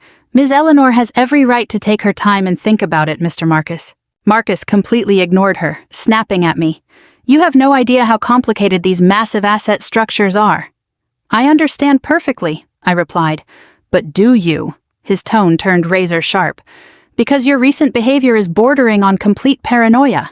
That word struck me like a physical blow. Paranoia. There it was. The same label of cognitive decline that Chloe had tried to pin on me a few days ago, and now Marcus was throwing it out in the open. I stared directly at my eldest son. "You think I'm paranoid? I think your grief is severely clouding your judgment." Sarah shifted uncomfortably in her chair. I noticed the look on her face had shifted entirely. It was a look of real concern, not about me, but a deep suspicion regarding Marcus's true motives. Marcus realized he had overstepped, but it was too late. His voice softened instantly. "Mom, I'm just trying to protect this family. Protect this family?" As if I were already an outsider being excluded from the very family we built. I looked down at the documents born of pure greed and asked the question that had been suffocating me for months. "Are you trying to protect this family, Marcus? Or are you just trying to protect the money?" The silence that followed was deafening. Marcus's jaw clenched so hard I could hear it click. Sarah awkwardly looked away. In that exact moment, Marcus's outer layer completely fell away, revealing a glimpse of the true entitlement underneath. "You are being far too emotional," he muttered through gritted teeth. I looked at him in sheer disbelief. Emotional? I carried him for 9 months. I worked 2 jobs to pay for his tuition at the University of Chicago. I stayed up all night by his bedside whenever he had a fever as a boy. And now, in his eyes, I was just an irrational, inconvenient, emotional old woman standing in his way. I slowly pushed the papers back to the center of the table. "No." Marcus blinked. "What?" "No," I repeated with absolute clarity. "I am not signing a single page." The air in the room completely solidified. For several seconds, Marcus didn't say a word. Then, his demeanor flipped entirely. The patience, the gentleness, the performance, all of it vanished, replaced by a cold, frustrated hostility. "You are making a massive mistake." Sarah finally stepped in, her voice firm. "Mr. Marcus, I think it's best if we conclude this meeting today." Marcus completely ignored her, locking his eyes onto me. "You don't realize how vulnerable you are right now, how easily you could be deceived." I felt a piece of my heart turn to stone. It wasn't anger, it was total, unyielding clarity. I am vulnerable, yes, because my own flesh and blood view my existence as nothing more than an ATM. The impact of those words was heavier than I could have imagined. Even Sarah let out a soft gasp of shock. Marcus looked at me with an icy, unfamiliar glare, as if staring at a complete stranger. Then, he let out a cold, mocking laugh. "You know what your biggest problem is?" I didn't answer. "You are ruthlessly throwing away the wealth that belongs to this family." The words echoed in the empty room. In that moment, everything became clear. It was never about care. It was never about love. It was entirely about ownership. This was a battle over an inheritance. Sarah's expression was now one of extreme alarm. "Mr. Marcus!" But Marcus slammed his briefcase open, aggressively snatching the papers from the table, nearly tearing them in his fury. "Fine, whatever you want." He shoved them into his bag. I remained perfectly still in my chair. It was a terrifying kind of calm. What broke my heart wasn't just the words he shouted, but the fact that he believed them with every fiber of his being. He truly believed my wealth already belonged to him. Sarah turned to me gently. "Ms. Eleanor, are you all right?" Looking into her kind, worried eyes, I almost wanted to cry with relief. Because a complete stranger had shown me more respect in 10 minutes than my own children had shown me in months. "Yes," I whispered. "I think I am finally fully awake." The drive back was met with an oppressive, crushing silence inside the SUV. As we neared the ranch, he kept his eyes locked on the road ahead and finally spoke. "Is someone whispering in your ear, Mom?" I almost laughed. "No, you aren't acting like yourself today." Those words stung deeply, because what he really meant was, "You aren't acting like someone I can easily control anymore." When the car pulled up in front of the ranch, Marcus turned off the engine but kept the doors locked. "You're pushing your family away, Mom," he said coldly. I looked through the windshield at the porch Arthur had built with his own 2 hands all those years ago, and replied softly, "No, Marcus, my family left a long time ago." For a fleeting second, something resembling human emotion crossed his face, maybe guilt or shame, but it vanished instantly. He unlocked the doors, and I stepped out without another word. Walking inside, I stood alone in the empty hallway, letting the silence wrap around me. Then, I slowly walked into Arthur's old study and used my key to open the drawer where I kept the latest legal documents. I quietly looked over the confirmations for the irrevocable trust, the asset transfer deeds, and the donation agreements for the charitable foundation. Every single signature was fully executed and legally binding. The vast majority of the liquid funds had already been moved, completely locked away where no one could touch them. For the first time in months, a sense of security washed over me. While my children were sharpening their knives, preparing to carve up my estate, they had absolutely no idea that I had already thrown the prize completely out of their reach. A few days after returning from the bank, the insomnia returned. Late at night, a heavy Texas rain beat violently against my bedroom windows, while the antique grandfather clock downstairs counted down the long hours like a slow, heavy heartbeat. 2 a.m., 3, then nearly 4. Finally giving up on sleep, I wrapped myself in Arthur's old gray wool sweater and walked downstairs. The house was unnervingly quiet. It wasn't a peaceful stillness, but a dead, hollow silence that felt devoid of life. I brewed a cup of herbal tea I didn't even want to drink, sitting at the kitchen island, staring blankly down the dark hallway leading to Arthur's study. Lately, that room had felt like a minefield. Every time I stepped inside, a flood of memories would rush out to overwhelm me. His deep laughter, his hands stained with motor oil, the sight of him sitting at his desk humming country music while cross-checking freight bills. Sometimes time heals wounds, other times it just sharpens the edge of the grief. That night, the sorrow cut through me like a razor. Without even realizing what I was doing, I walked into the study and pulled open the very bottom drawer of Arthur's desk.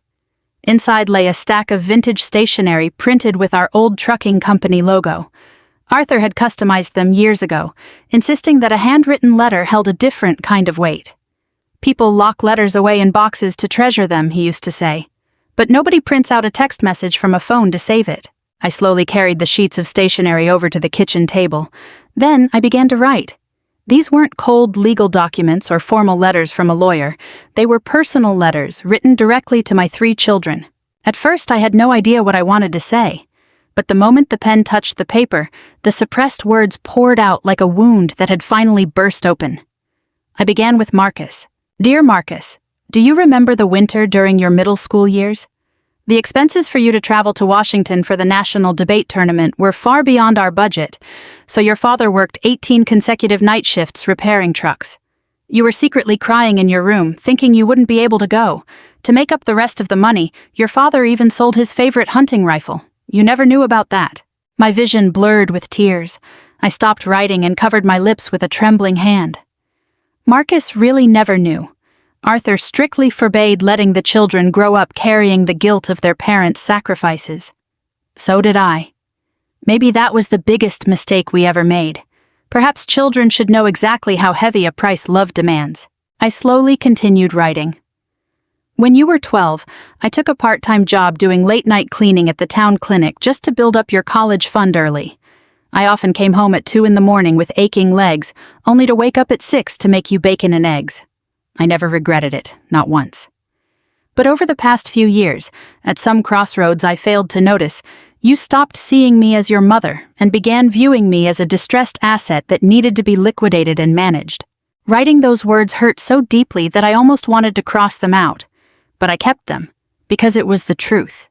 By the time dawn approached, the letter to Marcus was 6 pages long. Chloe's was even longer. Dear Chloe, when you were just a little girl, you would scream and climb onto my lap every time it thundered. You said that as long as you could hear me hum, the world wasn't a scary place. I still remember that little pink blanket you dragged everywhere until it literally tore into shreds. I remember every ballet recital, every heartbreak that made you cry, every high fever. I remember when you gave birth to Noah, holding my hand so tightly in the delivery room because you were terrified of complications that your fingernails dug deep into my skin. You once wrote on a Mother's Day card that I was your best friend in the whole world. So, Chloe, what happened to us? That question practically tore my soul apart. Unlike Marcus's blatant corporate ambition or Leo's childish tantrums, Chloe's betrayal was quieter and cut much deeper. She knew exactly how to dismantle my dignity under the guise of sweet concern. Her artificial worry broke my heart because a small part of me desperately wanted to believe it was genuine. The letter to Leo was the hardest to start. I stared at the blank paper for a full 20 minutes before writing the first word. Dear Leo, your father adored you, even when you made your most foolish mistakes, or rather, especially when you made your most severe ones. You were always the child who needed saving. Maybe we saved you too many times. Perhaps every time we cleaned up your messes and got you out of trouble, we inadvertently taught you a terrible lesson. That no matter how big a crisis you caused, someone else would always pay the bill. Tears fell onto the page, smudging the ink. Memories flashed through my mind. 6-year-old Leo running barefoot through the backyard sprinkler. 16-year-old Leo crying in my arms after his first heartbreak. 20-year-old Leo leaning his tired head against Arthur's shoulder during a long road trip. How is a mother supposed to reconcile those tender memories with the angry man shouting in the living room, demanding an inheritance? I still didn't have the answer. By the time the sun was fully up, I had finished all the letters. 3 unaddressed, unsealed envelopes sat quietly next to my cold teacup. I wasn't ready to send them. Maybe I never would be. Near noon, the front doorbell rang. I quickly wiped my eyes and went to open it. Noah was standing on the porch, holding a brown paper grocery bag, still wearing his dusty work uniform from his job at the hardware store. The moment he saw my face, his eyes filled with concern. "Grandma, have you been crying?" I almost said no out of habit, but instead I just stepped aside to let him in. Noah moved gently and carefully, like someone entering a sacred space. "I brought some beef stew," he said softly, "and some walnut cinnamon rolls from your favorite bakery." Those simple words nearly caused me to break down completely. It wasn't about the food, it was because he remembered. In this family, no one else remembered the small things about me anymore. Marcus didn't, Chloe didn't, and Leo certainly didn't, only Noah did. While he was unpacking everything in the kitchen, I quickly hid the letters under a home decor magazine on the table. But Noah still noticed. "What's that?" "Oh," I covered quickly, "nothing important." He didn't press further. That was another difference between Noah and the rest of the family. He knew how to respect someone's silence. After lunch, he helped me trim the dead rose bushes in the backyard. The afternoon sun cast a soft golden glow over the old wooden fence Arthur had built years ago. For the first time in weeks, I felt a sense of peace. It wasn't because my problems were gone, but because someone was finally there just to keep me company without any ulterior motives. Halfway through, Noah paused his shears and looked back toward the main house. "Mom called me yesterday." My hands froze on the roses. "Oh?" "She said you've been acting very erratic lately." There it was again.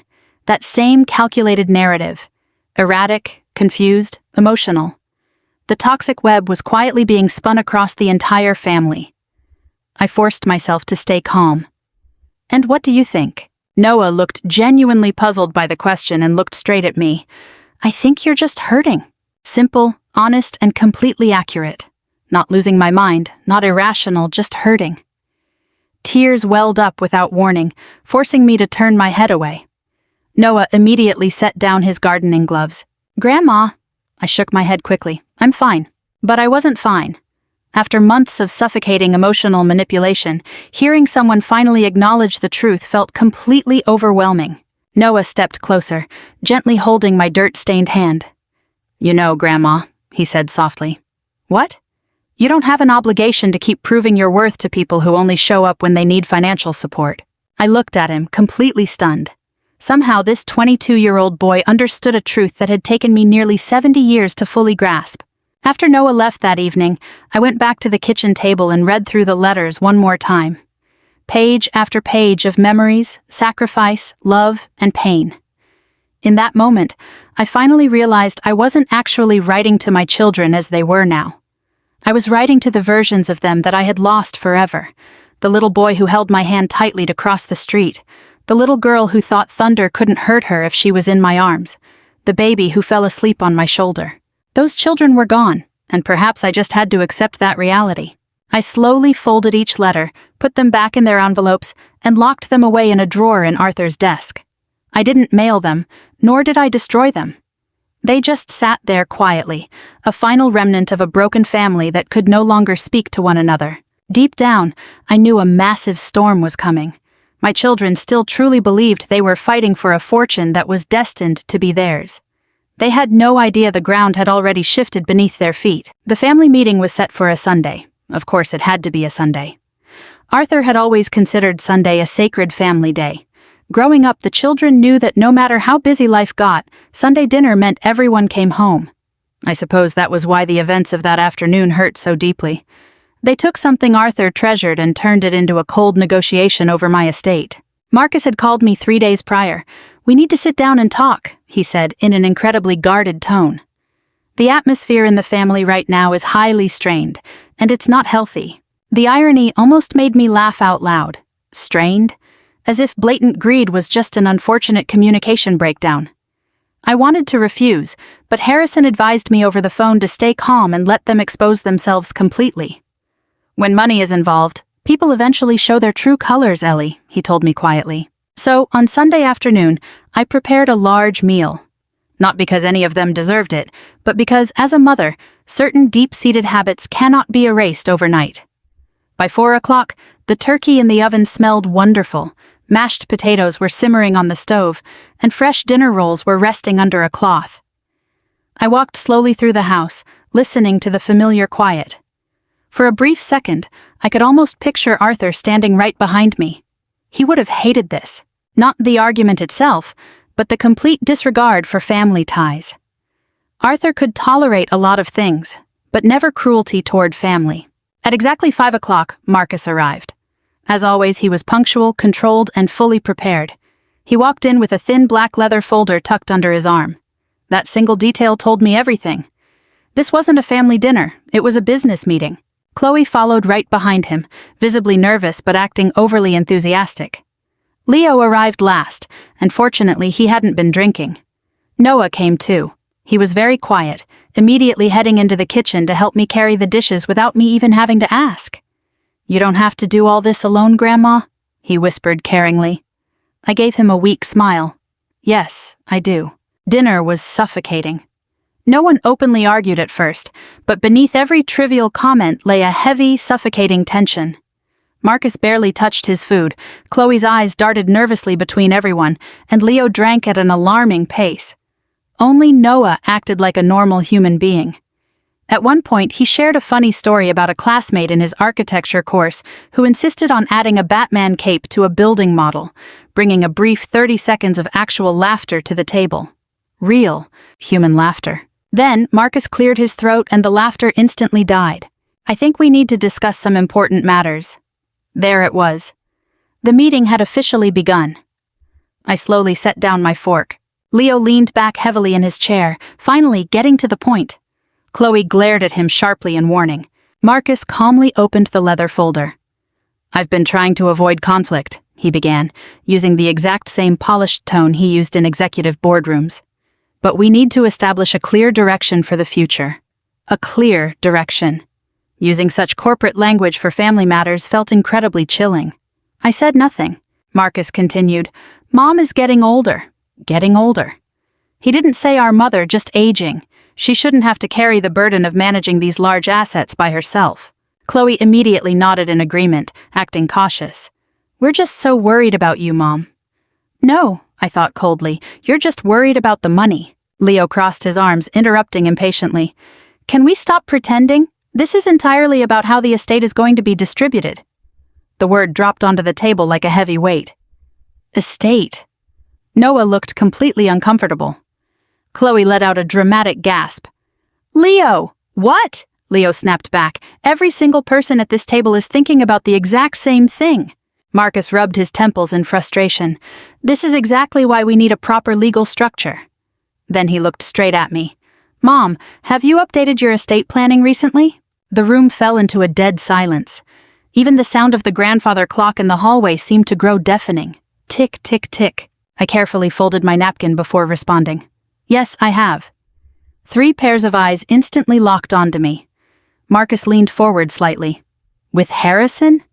"Yes." Leo demanded immediately, "So who gets the ranch?" Straight to the point. Not, "How have you been feeling lately?" Not, "What do you actually want?" Just, "Who gets the ranch?" I slowly looked around the dining room. This was the exact room where Arthur taught Marcus how to carve the Thanksgiving turkey. The same room where Chloe blew out her birthday candles year after year. The room where Leo once spilled grape juice all over the wallpaper and cried for an hour, thinking I'd never love him again. And now they sat here, discussing its ownership like inventory in a warehouse liquidation sale. Chloe squeezed out a tight, rigid smile. "We just want to avoid any future confusion." Another sickening word. Confusion. I looked directly at her. "I don't see any confusion at all about what you all want." No one spoke. Leo finally broke the silence. "Look, someone has to get the house and the land." Marcus fired back instantly. "This property must be managed collectively under a family trust." Leo let out a sharp, bitter laugh. "You mean managed by you? At least I would live here and actually maintain it. Come on, Leo. You can't even maintain the minimum balance on your credit cards. You only want this place so you can borrow against the equity." Chloe quickly jumped in. "Maybe we should just sell it to a developer and split the proceeds evenly." Evenly. What a hollow word that can be. Because love is never split evenly, sacrifice is never split evenly, and a parent's devotion can never be neatly divided into percentages. Leo pointed a finger at Chloe. Give it to you? You'd spend it all on luxury shopping in Beverly Hills within a week. Marcus snapped back at Leo. Unlike you, Leo, I don't gamble on risky investments. You lose money on almost everything you touch, Marcus. Drop the act. Everyone just shut up, Chloe screamed. Then she turned to me, putting on her carefully rehearsed mask of concern. Mom, do you see this? This fighting is exactly why you need your wishes in black and white. There it was again. Not grief, not love, just management and control. I deliberately remained silent. Harrison was right. If you give people enough space, they will show you exactly who they are. And my children were displaying their worst sides. Marcus opened his folder again. Actually, I've already drafted a potential structure for the asset distribution. My stomach turned. You drafted what? A completely equitable trust structure, he replied calmly.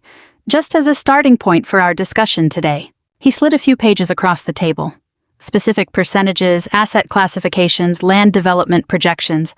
My entire life's work and memories had been reduced to a dry spreadsheet. Noah looked at the documents, his face filled with disbelief. Are you kidding me right now? Marcus completely ignored him. Leo angrily grabbed a page. What the hell is this? Why is my portion set to a phased release? Because you have zero financial stability, Marcus answered coldly. Naturally, there need to be protective clauses. Leo snapped, jumping out of his chair. Protective clauses? You give yourself the largest share and you'll lose it in some commercial real estate project within 6 months. At least I can admit that I just want the money. Chloe stood up abruptly too. Oh my God, stop shouting! Suddenly the entire room exploded. Leo was roaring, Marcus was firing back in anger, and Chloe was crying hysterically. The voices clashed so violently they barely sounded human anymore. It was just noise. The noise of greed, of entitlement, of endless demand. In the middle of all that deafening chaos, not a single one of them asked what I wanted. Not one of them asked what I actually cared about. Not one of them asked if it hurt to sit there and listen to my own flesh and blood divide the meaning of my existence into percentages. Then, Marcus said the words that completely extinguished the last remaining spark in my heart. We have a right to transparency, Mom. A right. I stared at my eldest son in disbelief. You think you have a right to transparency? Yes, he said, looking straight back at me. We are your children. The room fell into a dead silence once more. And for the first time in months, I felt no confusion at all. Only absolute clarity. I slowly stood up from my chair. My hands were shaking slightly, but my voice was completely steady. You want transparency? Marcus nodded cautiously. Yes. I looked at my 3 children one by one. I saw their tense faces, their hungry eyes, and the panic of potentially losing what they believed already belonged to them. Then I spoke 2 words very softly. All right. The entire room seemed to freeze. They didn't realize yet that I was about to reveal the truth that would change everything. The silence after I said those words carried an intense electric weight. For a brief moment, nobody moved. Nobody spoke. Even Leo slowly sat back down, narrowing his eyes in confusion. Marcus was the first to recover. He straightened his posture slightly, clearly believing his aggressive pressure had finally forced me to give in. Good, he said, choosing his words carefully. I think honesty is best for everyone. Honesty. I almost scoffed at the word, because honesty was the exact bitter pill they were about to swallow. I remained standing at the head of the table, looking down at my children.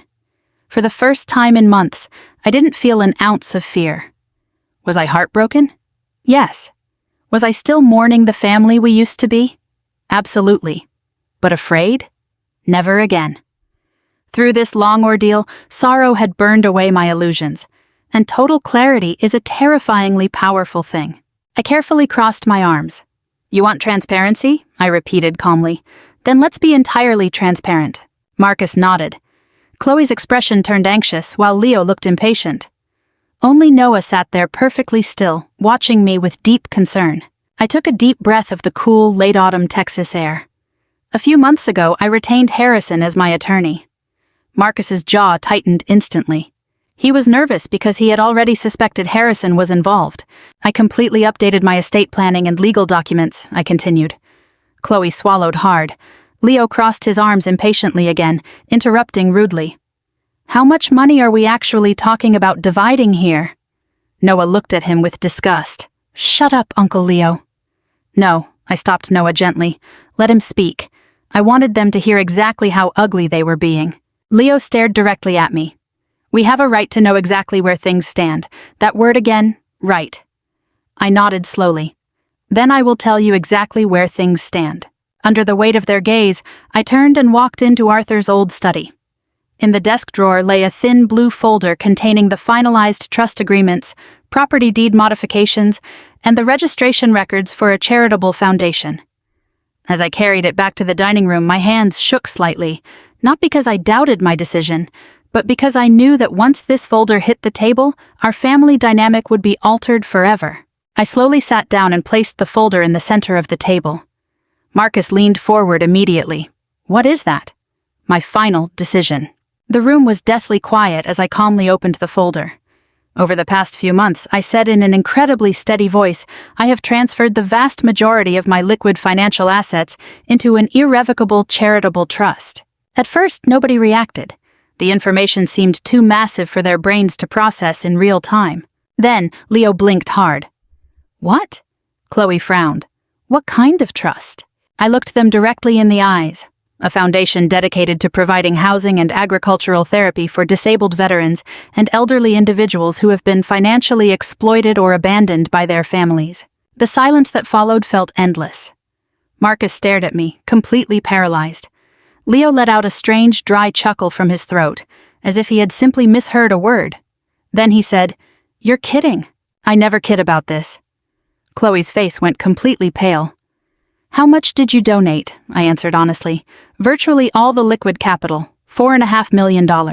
The explosion happened almost instantly. What do you mean, all of it? Leo roared hysterically. Marcus grabbed the folder from the table like a madman, aggressively tearing through the pages. This is impossible, he muttered under his breath over and over. This can't be happening. Chloe looked like she was about to faint. You gave away our inheritance? In that moment, that sickening phrase appeared again. Not your money, not Dad's savings, but our inheritance. I looked at her coldly. It was never yours to begin with. Leo slammed both palms onto the table. Are you out of your mind? Noah gasped. Uncle Leo! But Leo had completely lost control. You threw millions of dollars away to strangers? They aren't strangers, I countered calmly. They are people who genuinely need support. We need support. I stared at him in utter disbelief. You need $150,000 to cover up a deficit caused by your own arrogance and foolish choices. I am your son, and I am your mother, I suddenly shot back. I hadn't expected my own voice to carry such tremendous force. The entire room went dead silent. For months I had been quiet, gentle, and cautious. But something inside me had finally shattered completely. I glared at my 3 children. Do you know that tonight, not a single one of you asked me a real question? No one dared to answer. You never asked me if I was happy. Silence. You never asked me what I actually cared about. Chloe began to let out a quiet sob, but I didn't stop. You sat in this house, which holds 40 years of our memories, and tore into each other over my money right in front of me, while I am still very much alive. Marcus finally looked up from the legal documents, his eyes filled with an uncontrollable fury. Mom, you made this ridiculous decision completely out of spite and emotion. No, I replied with absolute calm. I made this decision after months of complete and total clarity. You've been manipulated. That accusation was exactly what Harrison had predicted. I slowly nodded my head. See, I knew you would say that. Marcus's voice was as sharp as a knife. Mom, this is exactly why no one should ever make major financial decisions while navigating the grief of losing a spouse. The absolute absurdity of it almost made me laugh. Grief? I whispered, my voice thick with emotion. You think grief is what drove me to do this? Yes. No, Marcus, my voice trembled with deep pain. It was your choices and your actions that drove me to do this. The words landed like a heavy blow. For a fraction of a second, I saw a flicker of genuine guilt wash over Chloe's face. Leo remained furious. But Marcus stayed cold and controlled, a dangerously quiet composure. He slammed the documents back onto the table. This would never hold up in a court of law. The threat turned the room completely freezing. Noah looked at him with alarm. "Are you threatening, Grandma?" "I'm protecting the interests of this family," Marcus barked. "No," I said softly. "You're only protecting your own money." Marcus's face twisted with resentment. "That is the money Dad broke his back to earn. If Dad were here today, he would be completely ashamed of this entire spectacle." That phrase cut straight through me like a blade. Good. I wanted them to feel a fraction of the ache they had put me through. Chloe clumsily wiped away her tears. "How could you do this to us?" The question completely shocked me. To us? Even now she couldn't see what they had been doing to me. I looked closely at my daughter. "Do you remember the night of my birthday?" Her expression shifted instantly. "That's not fair. We were just trying to engage in responsible planning." "No," I interrupted her, gently but firmly. "You were treating me like a collection of assets to be divided." Leo suddenly snapped, kicking his chair back so hard it hit the wall. "This is completely irrational." He paced around the dining room like a caged animal. "You would rather give our security to strangers than to your own children?" I looked at him sadly. "I would rather support people who still understand the meaning of gratitude." The statement felt like a sharp slap to his face. "Wow," he let out a bitter scoff. "Wow." Noah finally spoke up, his voice incredibly gentle. "Grandma, are you okay?" "Right there." In the middle of a night filled with hostility and calculated greed, that was the first and only question that carried real care. Tears immediately filled my eyes. After everything, in a room full of my own children, only my grandson still treated me like a human being. "I think I'm finally going to be okay," I whispered with a tearful smile. Marcus stood up abruptly. "This isn't over." The bitter threat hung heavy in the air. Chloe looked terrified, and Leo looked like a pressure cooker about to boil over. But strangely, I felt completely at peace. Not because I enjoyed seeing my children upset. God knows I didn't. Every second felt like a funeral for the living, but deep down, I knew an undeniable truth. For the first time in months, everything was out in the open. No masks, no fake concern, no manipulative sweetness. Just the raw truth. And it was deeply unsettling. Marcus stared at me with an icy glare. "You're abandoning your own blood for strangers." I didn't back down as I looked into my eldest son's eyes. Then, with the last remaining bit of sincerity in my heart, I answered. "No, Marcus." My voice shook slightly. "I chose the people who still remember how to love." The room fell into an absolute dead silence. Deep in my soul, I knew the door had closed forever, and there was no going back. The silence lasted for several long seconds after those words left my mouth. I chose the people who still remember how to love. Nobody moved. Nobody spoke. Then Marcus let out a cold, short laugh. Not because anything was funny, but because his frustration had reached a point where he could no longer maintain his act. "You have completely lost your judgment," he said coldly. "Judgment." Another respectable word used to mask complete disrespect. I sat calmly at the table, letting my children stare at me as if I were the one who had crossed a line. Not a single one of them was heartbroken over losing me. Their distress was entirely about losing the money. The weight of that realization pressed heavily on my chest. Chloe finally spoke through her tears. "Mom, please tell me this isn't final." I looked at her. "It is." Leo muttered a curse under his breath and started pacing again like a lost soul.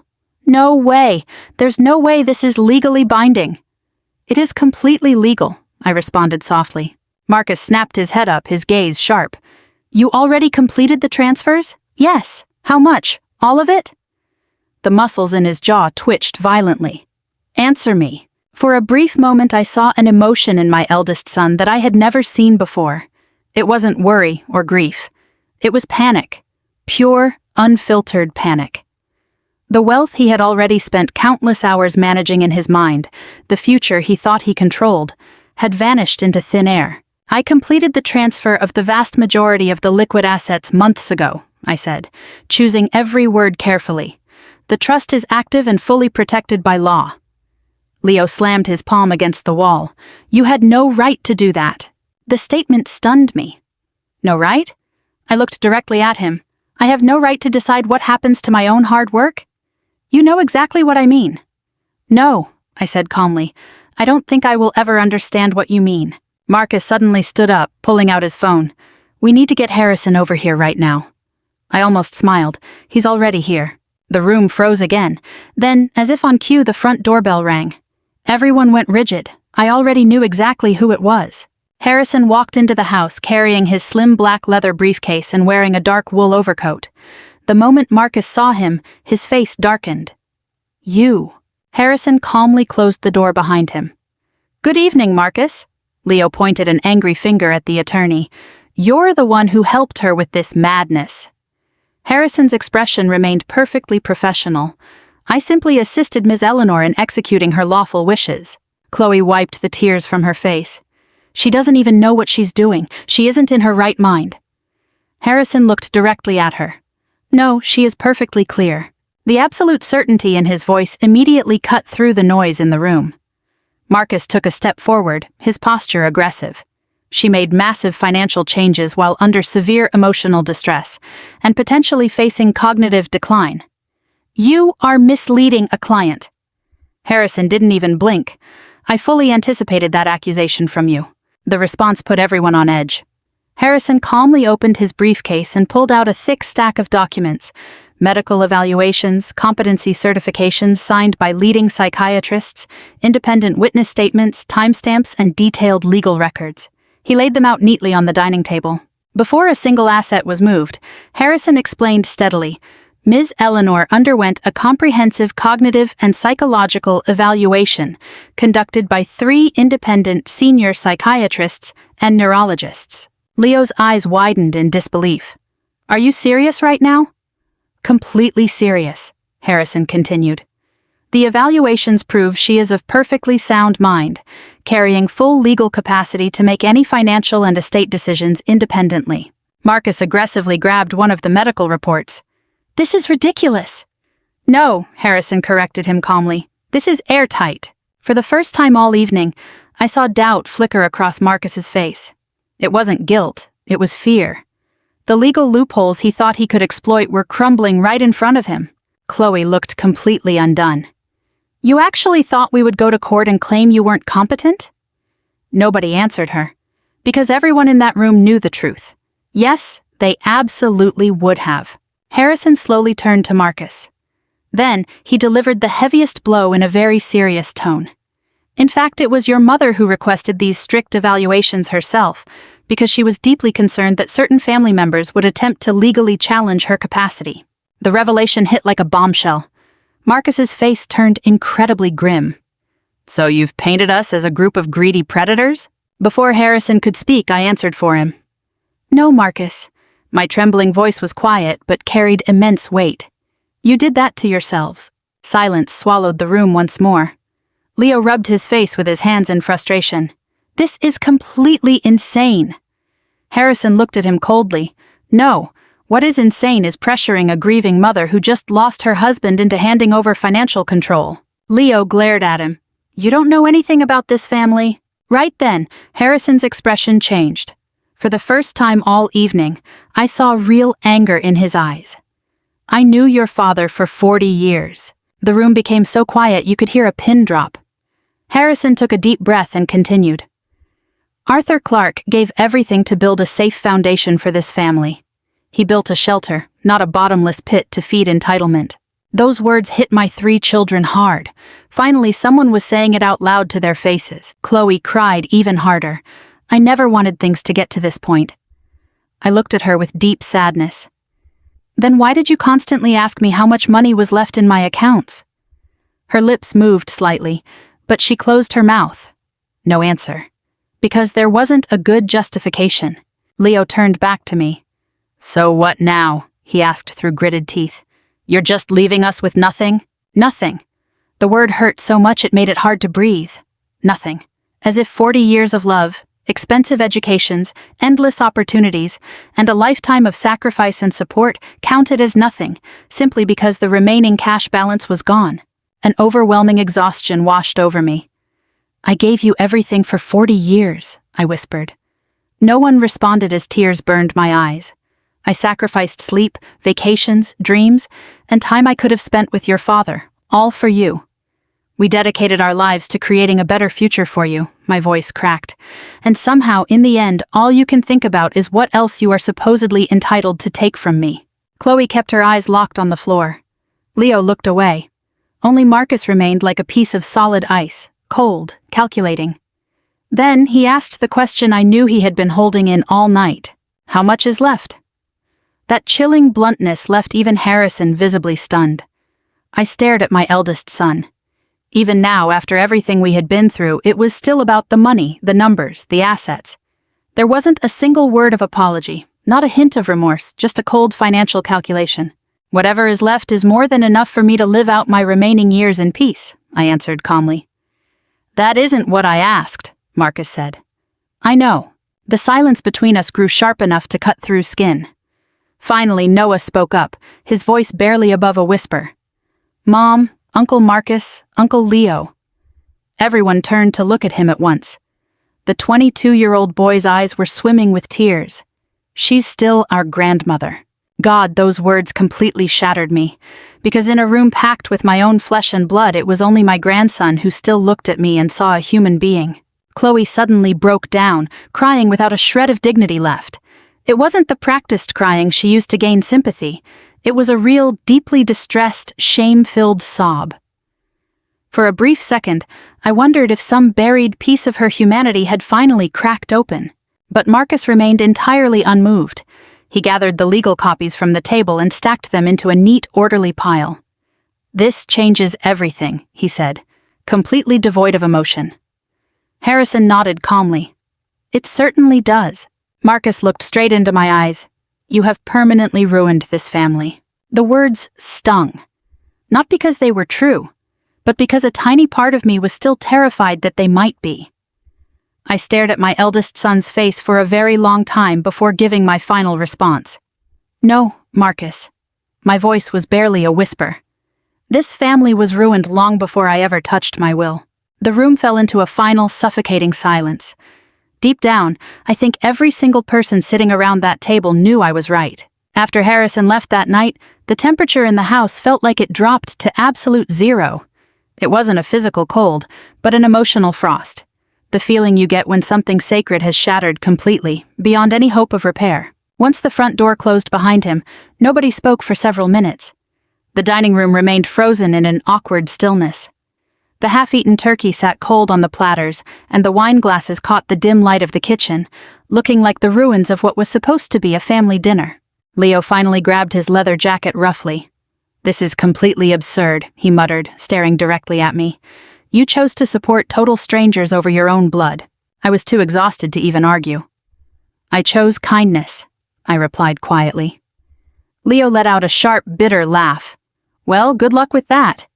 With that, he marched toward the front door and slammed the heavy wood shut. The impact shook the picture frames along the hallway wall. The loud bang echoed through the house, lingering for a long time. Chloe remained at the table, pressing a tissue to her face as she wept quietly. That deep-rooted maternal instinct briefly flared up inside me, tempting me to go over and comfort her, regardless of the pain she had caused. But another part of me finally understood a vital lesson. A mother cannot heal wounds that her children insist on keeping open. Marcus stayed by the window, staring out into the dark night, his face entirely blank. He was hiding whatever he was feeling, and that felt far more chilling than Leo's outbursts.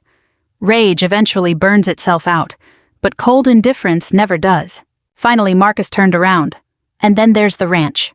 The words hit my chest like a heavy blow, not because of the property itself, but because even now, after all the destruction that had just occurred, his mind was still running through assets, ownership, and inheritance. Noah's eyes widened in shock. "Uncle Marcus, what are you saying?" "This matters," Marcus snapped, before turning his focus entirely to me. "What happens to the land and the house when you're gone?" I closed my eyes. There it was, the final piece of the puzzle, the last illusion they were desperately clinging to. I slowly stood up from the table and walked over to the large stone fireplace in the living room. Hanging right above it was my favorite photograph of Arthur from a fishing trip 30 years ago. He was sunburned, smiling brightly, holding up a large fish, looking so full of life and hope. I stared at his face for a moment, then spoke. When I pass, this house and this land will not belong to any of you. The silence that followed was suffocating. Chloe slowly lowered the tissue from her face. What? I turned around to face them calmly. I have already signed over the deed to the ranch as well. For the first time all evening, a look of genuine shock crossed Marcus's face. You transferred the land too? Yes. To whom? Chloe asked through her tears. I swallowed hard before answering. To the foundation. Nobody moved, nobody breathed. I softened my voice and continued. When I am gone, this 40-year-old family home will be completely converted into a transitional shelter and farm for elderly individuals who have been abandoned or exploited by their families. If Leo's earlier outburst was a storm, Marcus's reaction now was like a venomous snake. His anger was quiet, dangerous, and deeply unsettling. You gave away the home we grew up in to strangers. No, I corrected him. I didn't give it away, I saved it. But I knew none of them could possibly understand what I meant. I slowly looked around the spacious living room. Arthur's handmade wooden bookshelves were still filled with his collection. The walls were covered in family photos, and the old piano Chloe used to practice on as a child still stood quietly near the stairs. This house held 40 years of love, and I refused to let it become a trophy in a war over money. It will still be a home, I whispered. Chloe stared at me in disbelief. For strangers? For people who just need a safe place? Yes. So this is your grand finale? Marcus's voice was like ice. Dad worked himself to the bone his entire life for this family, and you're just handing it all away? The accusation cut deep. I walked a couple of steps closer to him. Your father worked himself to the bone his entire life because he believed the purpose of a family was to protect people. Marcus was the first to look away. For the first time in months, he didn't have the nerve to look me in the eye. Then, he asked the question I knew was inevitable. Who is going to oversee and manage a property and asset structure of this size? I hesitated for a moment, knowing this answer would carry more weight than anything else. Finally, I answered calmly. Noah. The entire room froze instantly. Noah's eyes went wide. What? Chloe stood up abruptly. You put Noah in charge of overseeing this? He will act as a co-trustee alongside the foundation's board, I explained gently. He will use his background in architecture to help oversee the shelter's renovation and community operations. Chloe looked as though she had been struck. You discussed this with my son and kept it a secret from me? No, Noah defended himself quickly. I swear I had no idea about any of this. He was genuinely stunned. That meant everything to me, because in this house, Noah was the only person who had never asked me for a single thing. Not once. Marcus slowly rubbed his chin, his voice turning incredibly dark. Let me get this straight. You are cutting your own children out entirely and handing control over to a 22-year-old kid? I looked directly at him. I am handing responsibility to the only person in this family who still shows kindness, without expecting a return. The weight of those words was undeniable. Chloe broke down crying again. This is nothing but a public humiliation for us. No, I countered softly but firmly. The real humiliation was fighting over your mother's money right in front of her face while she is still alive. No one answered. There was nothing left to say. Noah suddenly looked completely overwhelmed. Grandma, I don't know if I can handle a responsibility this massive. I walked over and gently held his hands, which were rough from his hours of hard work. You can do this, Noah. His eyes instantly filled with tears. You can see when people are truly hurting, I whispered, my voice caught in my throat. In this world, that matters far more than any business mind or dollar amount. Quiet settled over the room once more. Chloe suddenly looked up through her tears, asking in an incredibly vulnerable voice, Do you really think we are just terrible people now? The question hurt, because a part of me wished the answer could be simple and black and white. I think the combination of grief and the temptation of wealth brought out the absolute worst in everyone. In all of you, and in me, especially me. Because despite taking a stand, I still felt a crushing sense of guilt standing there. Guilt for protecting myself, guilt for causing pain to my children, and guilt for finally choosing to defend my own dignity after a lifetime of sacrifice. But beneath that guilt, something stronger was beginning to take root. Peace. It was quiet and fragile, but entirely real. Marcus grabbed his overcoat without saying a word. Before leaving, he paused near the door. You know what the saddest part of this whole thing is? He said coldly. I waited in silence. You actually think this money can fix people who are broken to their core? I looked straight into my eldest son's eyes. No, I answered softly, but I think kindness might. For a fleeting second, I saw a flash of emotion on his face again. It wasn't anger this time, but pain. Real pain. But it vanished in an instant. He didn't say goodbye. He just turned and walked out into the dark night. Chloe left shortly after, keeping her head down and crying all the way to her car. Suddenly, the large ranch house was completely quiet. It was just Noah and me, standing in the middle of a living room that held decades of memories. For a long time, neither of us said a word. Then, Noah walked over and wrapped his arms around me in a tight embrace. I'm so sorry, he whispered against my shoulder. I held him tightly, just as I used to when he was a little boy. For the first time in months, I finally let myself cry completely. It wasn't because I regretted my decision, but because deep in my heart, I had finally come to terms with a heartbreaking truth. Sometimes to save yourself, you have to accept that the people you love might never forgive you for refusing to let them take advantage of you anymore. And that night, I knew my children might be gone from my life forever. After that final confrontation, my children practically vanished from my life. There were no more calculating phone calls from Marcus, no more dramatic artificial check-ins from Chloe, and no more late-night aggressive knocking on my door from Leo. At first, this dead silence was harder to bear than their shouting. For 40 years, being a mother had shaped every single cell of my being.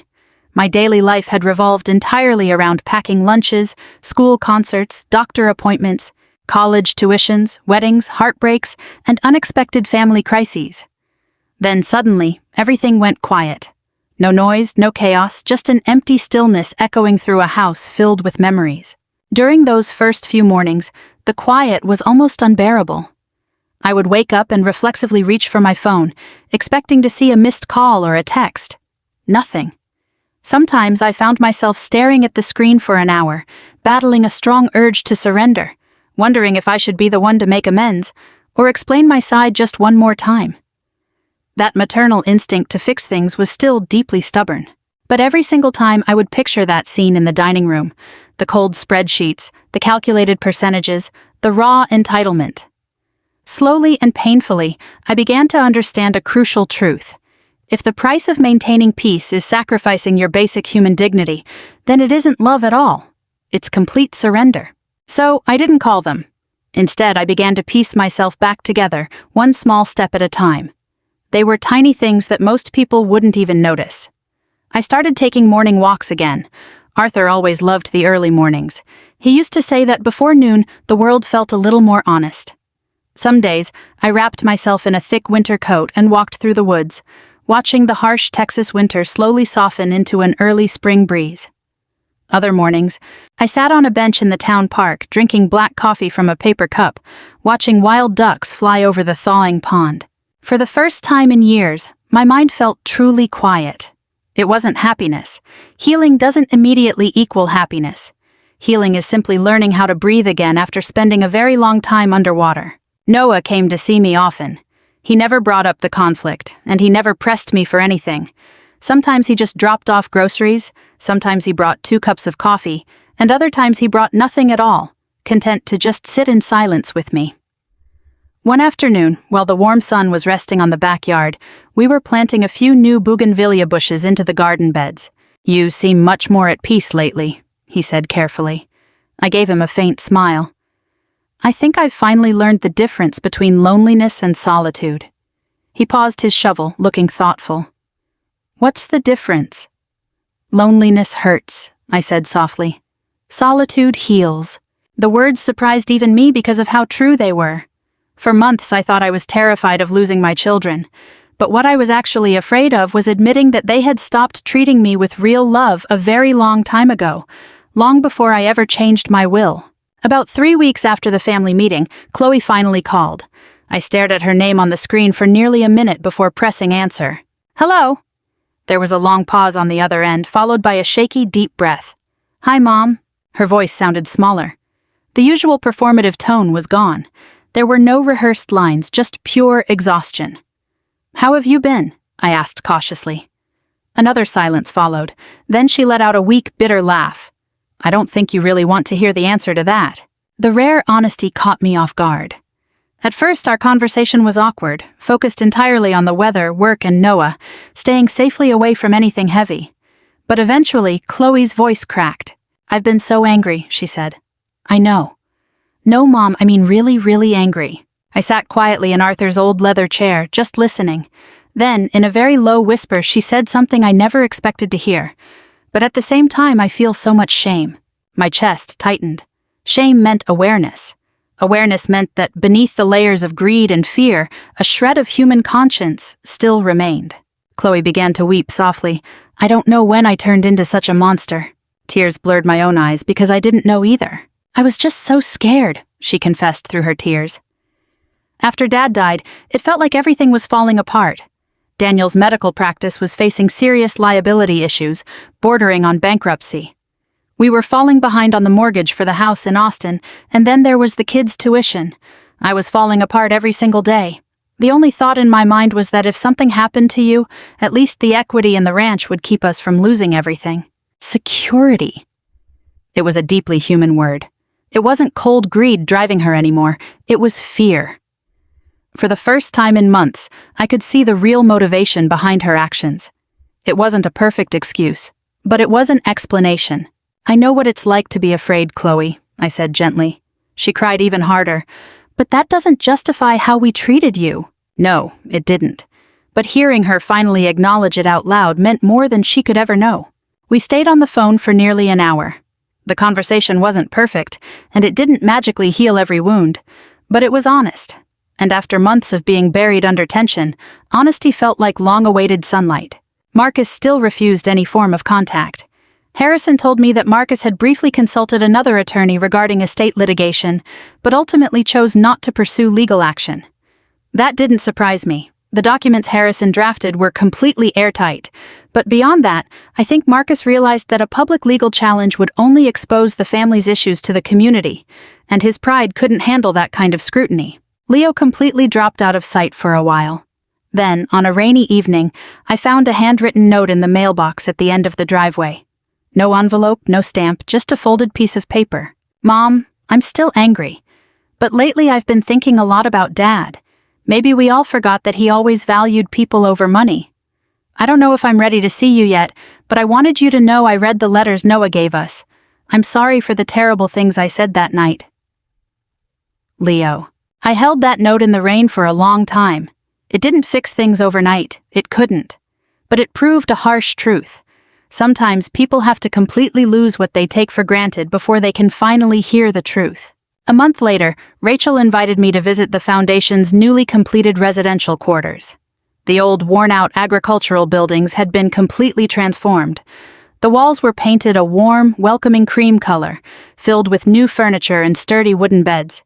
In the hallways, residents who had once looked completely hopeless were now smiling and greeting one another. An elderly woman who had recently moved in held me tightly when she found out I was the donor. "You have no idea what this place means to us," she whispered through her tears. "I do," I replied softly. Because in a way, helping them had saved me too. Rachel walked with me quietly through the renovated building. "You look like a weight has been lifted," she observed. I thought about it and nodded slowly. "I spent a lifetime believing that love meant endless sacrifice," I said, looking down the hallway where a few residents were talking in the communal kitchen. "But now I know that love also requires firm boundaries." Rachel smiled warmly. "That's wisdom, Ellie. It's just a shame most people learn it when it's already too late." Maybe she was right. Or perhaps hardship is simply a more profound teacher than comfort ever could be. That evening I made it home just before sunset. The golden light rested on the front porch Arthur had built decades ago. I stood there for a long time before turning the key. The house was still quiet, still empty. But it didn't feel haunted anymore. The suffocating weight was gone, replaced by true peace. After a long and painful journey, I finally stopped waiting for my children to become the people they used to be. Deep down, I accepted a difficult but incredibly freeing truth. You cannot force people to love you the right way. The only thing you can decide is whether you will continue to let them hurt you. At 71 years old, I finally chose myself. 6 months later, I stood in front of a building that had once been completely abandoned. Now, a brand new wooden sign hung above the main entrance. Arthur's Grace, a haven for fresh starts. For a moment, the sight took my breath away. The bright, early spring sunlight poured through the front windows, reflecting off the polished wooden floors as volunteers hurried to arrange chairs and flowers for the opening ceremony. A large group of elderly individuals and veterans gathered near the entrance, smiling nervously, their hands shaking slightly as they held their coffee cups. Some of them had moved in a few weeks prior, while others had just arrived from shelters or temporary housing. Every single person carried a heavy story of loss, betrayal, or survival. Standing in the cool spring breeze, tears filled my eyes as a single realization hit me. Arthur would have absolutely loved this place. Not because his name was on the building, but because it restored basic human dignity to people who felt entirely forgotten. That was exactly who he was. Rachel walked over to me with a clipboard, offering a warm smile. "Ready?" I let out a nervous chuckle. "Not at all." "No, you are," she said, gently squeezing my hand. "You've already done the hardest part." Maybe she was right. The hardest part wasn't signing the trust documents, or the intense legal meetings, or even the painful family confrontation. The hardest part was finally accepting that protecting myself didn't mean I was being selfish. It took me nearly 70 years to learn that incredibly simple lesson. Walking inside, the tables were filled with pastries and hot coffee while soft country music played over the speakers. The atmosphere was warm and full of life, a complete contrast to the cold calculation that had filled my dining room months ago. Martha, the elderly woman I had met months ago who had lost her home to a deceptive relative, walked slowly toward me with her cane. The moment she saw me, her eyes filled with tears. "You really did it," she said, her voice trembling. I embraced her gently. "No, we did it together." Martha shook her head. "You gave us our lives back." Those words hit me deeply. For a long time, my wealth had represented nothing but conflict, pain, and estrangement. But here, for the first time, it stood for security, healing, and hope.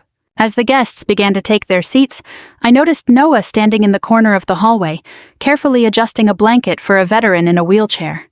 When he caught my eye, he gave me a bright, wide smile. God, I loved that boy. Not because he had supported me during the conflict, but because of the genuine care he had for people.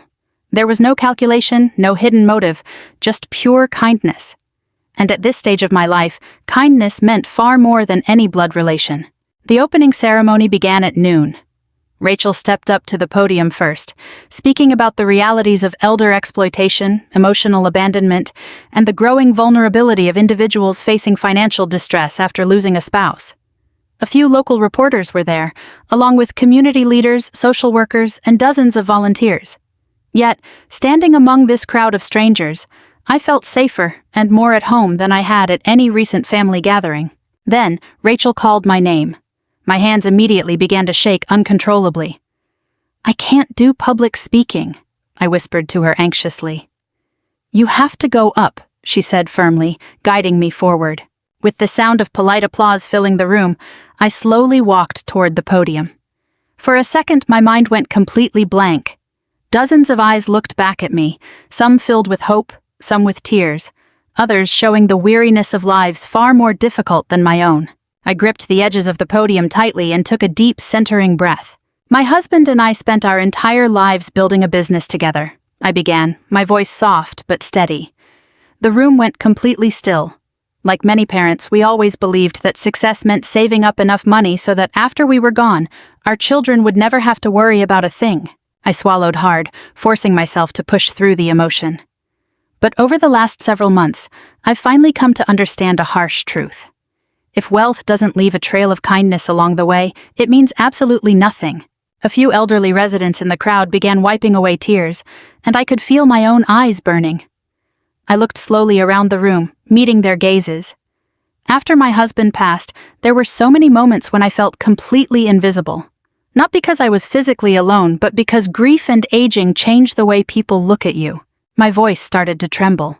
I learned a deeply painful lesson. Getting older can make you look vulnerable to some people. It can make you look easily forgotten, easily cast aside, and entirely defenseless. The entire building was dead silent. But this place, I continued, looking warmly at each and every one of them, Arthur's Grace, this place exists to remind everyone that human dignity does not fade with age. Applause rippled through the room like a wave. It wasn't the polite, obligatory clapping of a formal event, but a deep, emotional resonance filled with shared tears. Somehow, that raw sincerity made the moment feel incredibly powerful. Once the ceremony concluded, people stayed behind for hours, sharing laughter, coffee, and their own personal stories. One veteran hugged me tightly, whispering in my ear, "I thought the world had stopped seeing us a long time ago." Later, I hid away in the restroom and just let myself cry. They weren't tears of sadness, but of pure relief. It was the feeling of finally putting down a heavy, suffocating emotional burden that I had been carrying for far too long. When I finally washed my face and stepped back out into the hallway, I froze. Chloe was standing entirely by herself in the corner of the main lobby. She looked smaller, stripped of the defensive arrogance she usually carried. It was as if, over the last 6 months, life had finally forced her to face reality. For a long moment, neither of us moved. Then she slowly began walking toward me. "I almost didn't have the nerve to come inside," she said, her voice shaking terribly. I nodded quietly. "I'm glad you did." Tears immediately filled her eyes. She looked around at the bustling, vibrant building, then looked back at me. I really didn't understand before. There were no excuses, no deflections, just raw honesty. That meant more to me than anything else. Chloe wiped her face quickly. "After everything that happened that night, I've been replaying the things we said to you every single day." I remained silent, knowing that some wounds need time to breathe before they can truly heal. She looked straight into my eyes. We sounded like monsters. The undisguised shame in her voice made my heart ache, not because I wanted to punish her, because no mother ever wants to watch her own child drown in regret. "I was just so terrified," she whispered. "Terrified of running out of money, of losing our lifestyle, of losing every bit of superficial status." "I know," I said, "but that doesn't justify how you treated me." Her voice completely broke. "It doesn't justify us reducing your entire worth down to a dollar amount." Tears instantly blurred my vision. For a few seconds, neither of us could speak a single word. Then, Chloe said the words I truly believed I would never hear in this lifetime. "I'm so sorry, Mom." No defenses, no performance, just pure, unshielded truth.